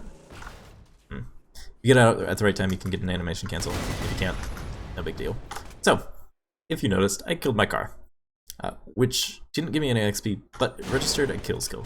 So, we're going to be using that a lot moving forward, and just killing our cars to get a little bit of movement speed. So, got that. Not the most impactful, but anyway, turn in there, get a new car, and then you're going to drive over here, and you want to activate this save right here, this new U. Once you get that, you can turn around and over here. You want to boost right up until the ramp, and then once you hit the ramp, stop boosting, and that'll trigger the ladder. You can drive through here. One thing that you have to be careful of is perma-slagging yourself. If you're slagged while you enter or exit a car, specifically if you exit a car, your car gets slagged, and you leave while you're still slagged, you'll be permanently slagged, which is not good because you're permanently, no matter what, taking double damage. So you have to be a little bit careful, but if you take this path, you're driving for long enough, even though you're going directly through a slag puddle, you're driving for long enough that it wears off by the time you get to where you need to be. What you need to be careful of is that you don't drive into these slag pools. So drive to the first one, and this is where enemies start hurting a lot. So you can brake, kill your car for movement speed, but that'll aggro all the enemies, which is not as fun. So get those. I'm gonna kill this guy and kill him in time. That wasn't too bad of a start. Once you get the first one, go to the second pump station, And funny thing about this is you can activate it and not actually ride it. Which is really good. You can open these, potentially get some health if you took some. The big thing is you can wait until that's almost done. That's not good.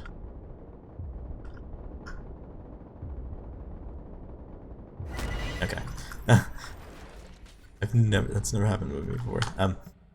The idea is you kill your car and then you jump down, not get down by a surveyor, but whatever.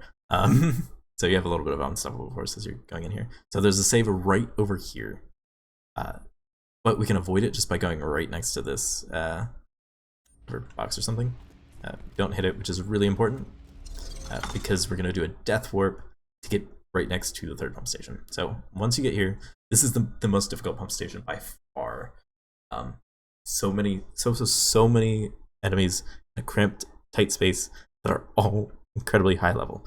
So you want to let out Death Trap for a little bit of aggro relief. He's not going to last long. It's basically a sacrificial play. But let him out. Hopefully they aggro on him and not you. They did, which is really good. I like taking this ladder.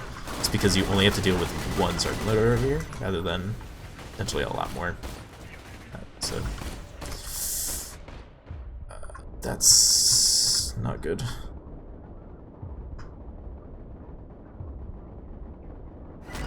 Okay, it's close. All right, so you got both of them, and then so oh, that was scary.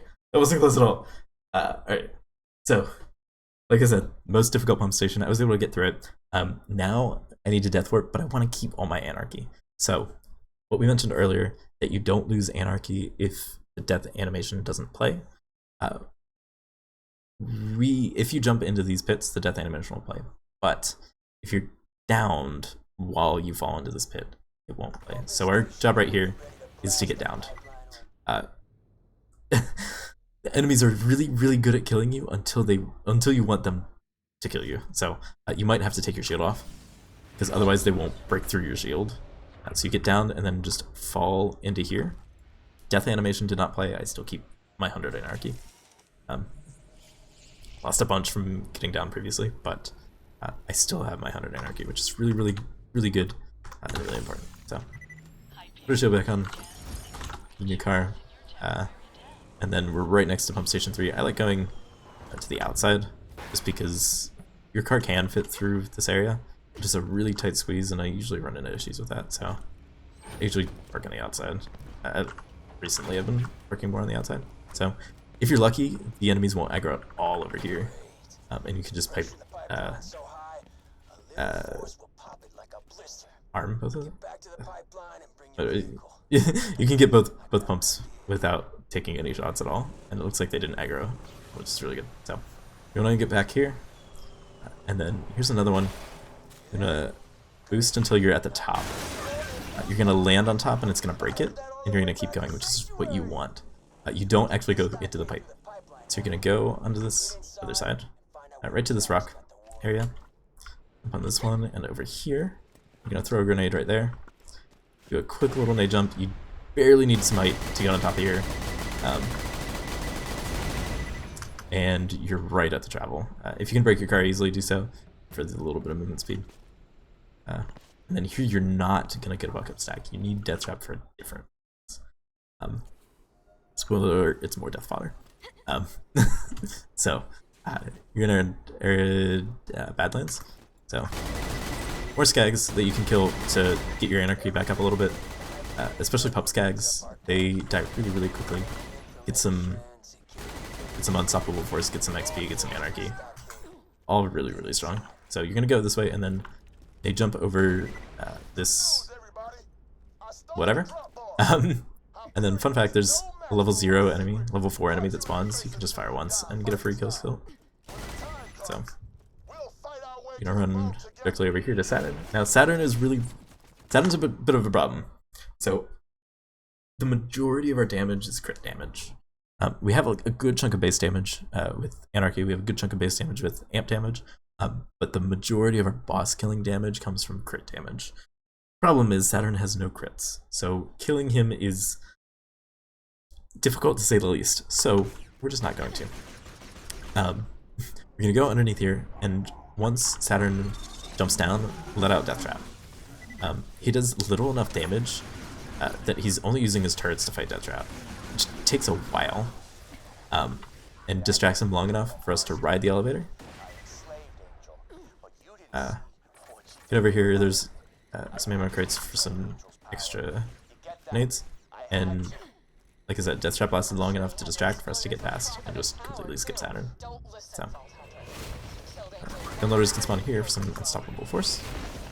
The important thing is exploders will spawn behind me, and their tracking is so incredibly good that they're going to follow you this entire way. So, there's an A-jump you can do here. It's a bit tricky, and I just messed it up. One more try. There we are.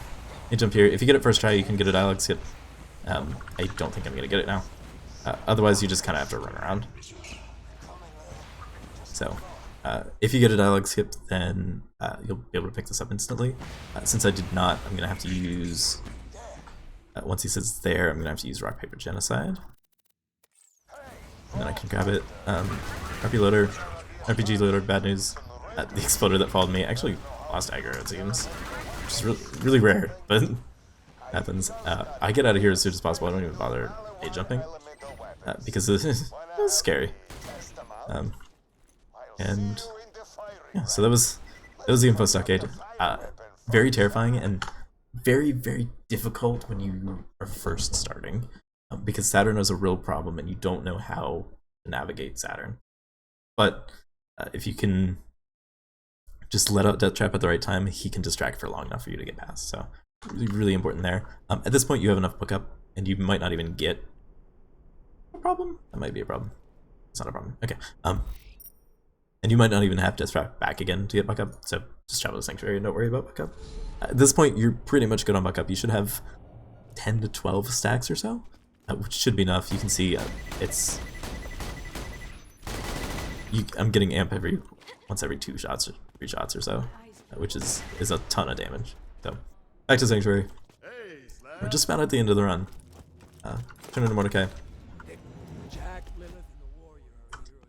And just head back to Claptrap. This is the final fight, amigo. If you got it prepared, do it now. Go check around the city. These people don't have much, but they still want to help you. Then you can talk to him twice just to skip himself and complete the quest. I don't think it really matters all that much, but you can. And back to Pierce Station. Back to Iridium Blight.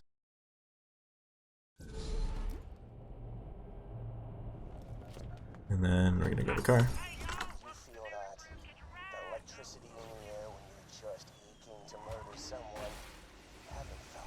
If we get a friend. No, we don't. Sometimes you can get King Monk spawn. You have enough time that you can kill him for the little bit of extra XP. So, animation cancel, and then kill your car for some unstoppable force. And then to Claptrap. Get some nades over here. Below, and you just have to wait for Claptrap to get over here. For any other character, it's faster to talk to Claptrap and then save quit and then come back here. But again, can't save quit with Gaige, so we just kind of make do and wait for Claptrap. Start the run waiting for Claptrap, and the run waiting for Claptrap.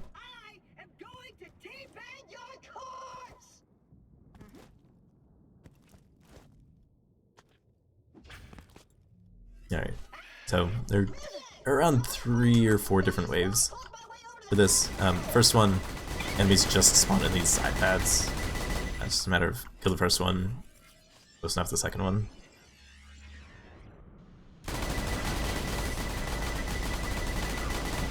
Pretty simple right here. And then the next wave is simple as well. It's just gonna be a handful of spawns in the center, maybe some on the side, maybe one back here. Start of this is really straightforward. A lot of waiting for Claptrap. This is actually probably as close as Control Core Angel is. terms of auto-scrollers are concerned. Additional troops. So the enemy that spawns out of here spawns immediately. So it's always good at the start of each wave just to stare at that door and get a kill immediately, cool. Otherwise, wait for all these to spawn.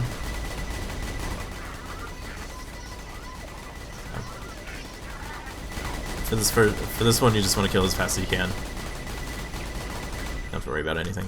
Right after you finish this, you're going to want to take this path to get on top of here. These turrets can hurt. Activating additional They don't hurt as much on Gaige. Actually, no, they do hurt a little bit. I don't know. Either way, why bother? You can just kill the cannon. Even though there's a shield, you can just ram your face into it to kill it. dispatching So additional troops. here we need to be careful with what we're killing. So this is where we're gonna start getting surveyor spawns. Now close enough is really good for hitting enemies in the air, but it's not reliable at all. So what surveyors can do is they can come down and perch down to repair a loader that is injured. The problem is they will not repair any of these loaders. They'll only repair these, the ones on the other side, and then the ones that come out of this door. So what you want to do to lure these fairies in, wound a warloader, wound whatever spawns out of that door, and just let them be. Kill everything else, and then check if the surveyor's perched. You can kill it right away. You can see another surveyor spawned. He's going to come in to heal the guy back there, and he's going to be perched. You can kill him immediately. I think that's one more surveyor that spawned. Which I don't know if that's lucky or not. I don't know. Either way, one more dot, so just kill that loader. So, trying to optimize how you're killing and what you're killing so that you can actually deal with the surveyors is really important. Something you can do to kind of get a little bit of close enough damage is you can shoot this rock. It can sometimes close enough into it, and then sometimes shoot right there to close enough into it. So another warlord was spawned. Perfect. That's wounded enough. Like I said, I'm getting some close enough damage, but the majority of the damage you're going to get is whenever they perch down to start healing the warlord. So let's take out one more spawner, or one more surveyor spawn. Kill these guys. Another surveyor. Loader. This loader got a lot of really beefy dots. And there we are. So that was actually a really clean. Like I said, I got a lot of warloaders, a lot of badass loaders. But in terms of killing the surveyors are the big thing that you're gonna lose time trying to kill. If the surveyors are the last things to kill, you could lose upwards to like a minute just trying to kill it, especially if it's a badass surveyor. And especially if you lose Anarchy. Those things are incredibly difficult to kill with just Anarchy, and they're just going to fly around forever and not sit still for you to kill. So really important to only wound the bot that comes out of that door, not to kill it, so that you can actually kill the surveyors. So next we have another bit of out of bounds. You're going to come up here, nade jump over here. It doesn't take much of a boost to get over here, over that gap. You could probably make it with just Zero's Deception move speed. With I forget this guy's name, whatever. So you get over here and you just jump up, and you're out of bounds. And you're gonna do a quick nade jump right here, run along here, and then you can get on the other side of the door, so you can travel as soon as you can. Important to note, you do not want to travel early here. Because if you travel early, you're gonna have to listen to Claptrap do this entire thing all over again. So make sure you wait the proper time. So you're over here. If you do the skip, then there's a dialogue skip that you're gonna do coming up. After he says "I will," he has a break where you can open your quest log and to grandmother's house you go. Once you see that check mark, you can travel. Alright, so last two splits of the game. Hero's Pass is terrifying because you have damage, but you're incredibly frail. I have this 1 point, so I might as well put it in stop, of course. You're incredibly frail, so if you get shot the wrong way, you're most likely gonna go down. There's a lot of snipers that you have to deal with, a lot of exploders, RPG loaders, sergeant loaders that can have dual weapons, and ruin your day. So you want to go this path. This path avoids all of the spawns in that center area, and keeps you as safe as possible.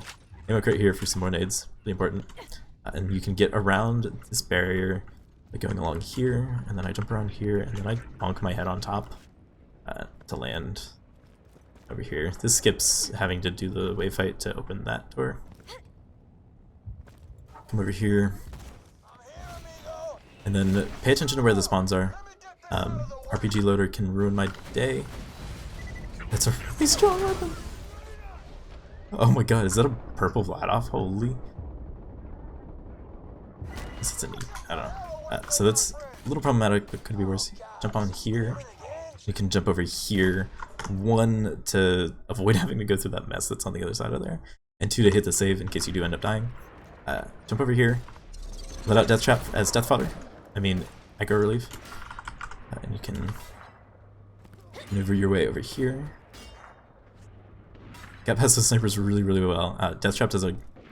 If you do it right, Death Trap can do a really good job of drawing all the aggro away from you. So, they jump over here. This is the one on the run one. But there is one that you can... There are a couple ones that you can do here to get over this gap. You can do that one on the run. If you don't like doing that one, this is a better one that you can time. And then if you're not very good with either of those... as many nades as possible. If you're not good with either of those, you can come over here. And this is a bit of an easier jump if you don't mess up the nade. Okay, so you're gonna land on here in some way. Up onto here. On top of here, and then, like I said, more snipers. Snipers can ruin your day. So I like going over here as like a tiny reprieve from the sniper fire. Over here you can hit the save. Take this as direct a line as possible. A lot of this is just movement and avoiding enemies. As well, get full nades. And then you jump right over here to cross this gap. There's 2 important things. 1, more direct path, and 2, there's a trigger way over there that spawns a badass constructor, which is difficult to run into. And can kill you very, very easily. So it skips that trigger. So you just have to deal with 2 sergeant loaders. So I like just running into them and killing them. Unstoppable Force Plus just clears them out. But if you want to be safe, you can go all the way around here and just hide behind this distractor. If you're lucky, they de-aggro, and you don't even have to worry about it to begin with. If you're not lucky, then they have really good weapons. Lucky for me, they have... this one had 2 SMGs, which are... just get completely absorbed by my, my shield and my backup. So, once you get past those, either by killing them or just sneaking past them, run over here. You can open this chest for potential of getting grenades. I didn't get it, but... Go in there, and we're at the Vault of the Warrior. So, coming up is actually one of the more terrifying skips. There's a skip that takes you almost directly to the vault. Normally you'd have to, much of this is, so normally you'd have to go all the way around, take the elevator down, but there is a skip, where you just kind of like bypass all that and go directly to it. So, you're gonna go over here, you go onto this rock, jump over here, throw a grenade, and you have to be a little bit careful with your maneuvering. I'm gonna land right over here, on top of here, and then you jump to this this rock that's sticking out. And then there's a couple ways that you can. You're essentially gonna jump and land onto this rock. The one that a lot of people do is like a jump right here, where if you miss, then you just fall down onto here. I don't like that. I like living on the edge. You can just kind of sprint jump and make it. So I like living on the edge and giving other speedrunners heart attacks when they watch me. You can do a nade jump off of there if you're good, and it'll just bypass a lot of this area and just take you right to the steps. Otherwise, you just throw it on here and it's not too big of a deal.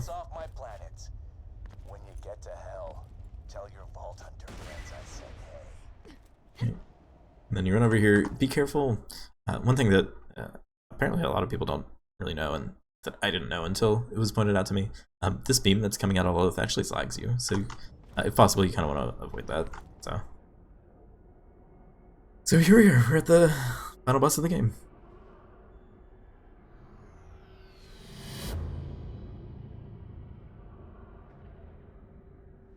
Hey, you're right on time.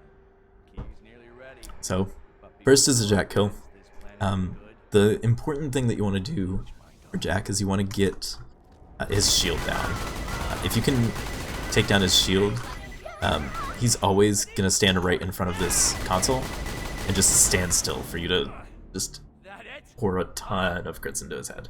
So the Jack fight isn't too big of a deal if you don't have that much damage, or you're a little slow at figuring out which Jack is the real one. He could summon shield surveyors, which again, you just have to kill those and then still unload a bunch of bolts into his head. So that's the easy part of the fight. The next part of the fight is the warrior section. And this fight has a ton of variance with how much damage you do, where the warrior goes after each cycle. It's really difficult. I'm going to try my best to explain all the possibilities.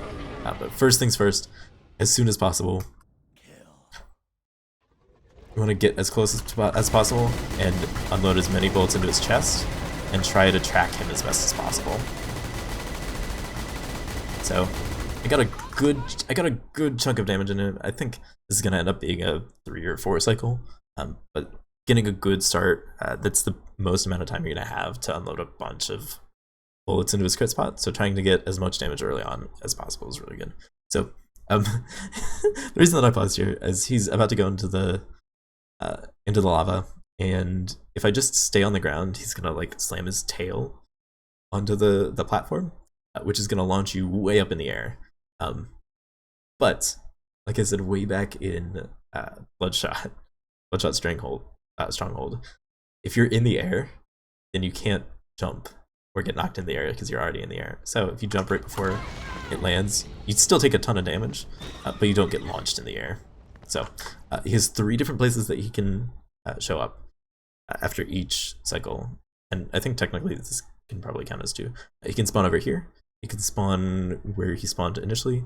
He can spawn like hugging these statues, and I think he can just like pop up over here. So we'll see where he pops up over here. Unload as many crits as you can in his chest.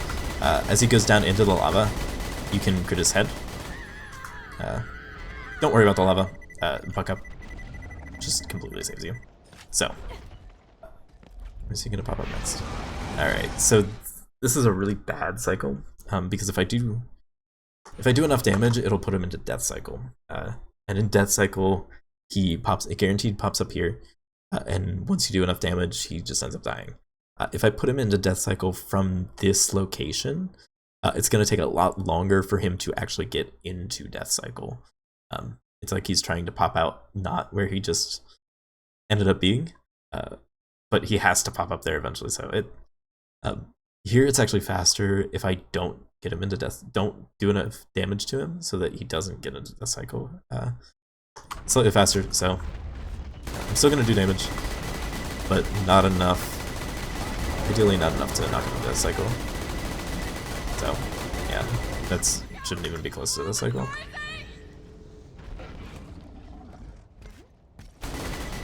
So where's he gonna spawn? Over here. Yeah, so he's hugging the statue. So here I definitely want to put him in the death cycle. And that's definitely enough damage to put him in. So, you can see my accuracy was all over the place from scoped in. Kind of like how it was in Bunker, but scoping in to improve your accuracy means more of your pellets go into his chest. So you absolutely want to be scoped in as you're trying to kill the warrior, because it can make a difference of a full cycle on the warrior fight. So it's difficult. You're gonna, especially if you have bad parts and high fire rate, your camera's gonna get jerked all over the place. But do your best, try and manage the recoil, especially if you have a sight. It makes such a huge difference in just mitigating most of that recoil. So, Warrior's dead. The run is just about finished. Whenever Jack finishes, this can't be happening, or really end whenever you feel like. It's one of Jack's own lines, so swap with Kill Yourself whenever you feel like. It doesn't really matter. You can play it too early, technically, but if you just wait a little bit, then you can play it whenever, really. So, I just clear out the area around Jack so that I don't accidentally pick anything up.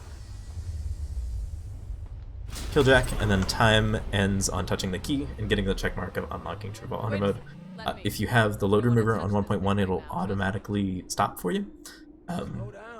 Ideally, if it auto starts for you, it should auto stop. But yeah, that is Borderlands 2 any% Gaige, 80% with DLC Gaige. There's a lot to the run, and especially considering where this was 6 years ago when FC made the previous tutorial.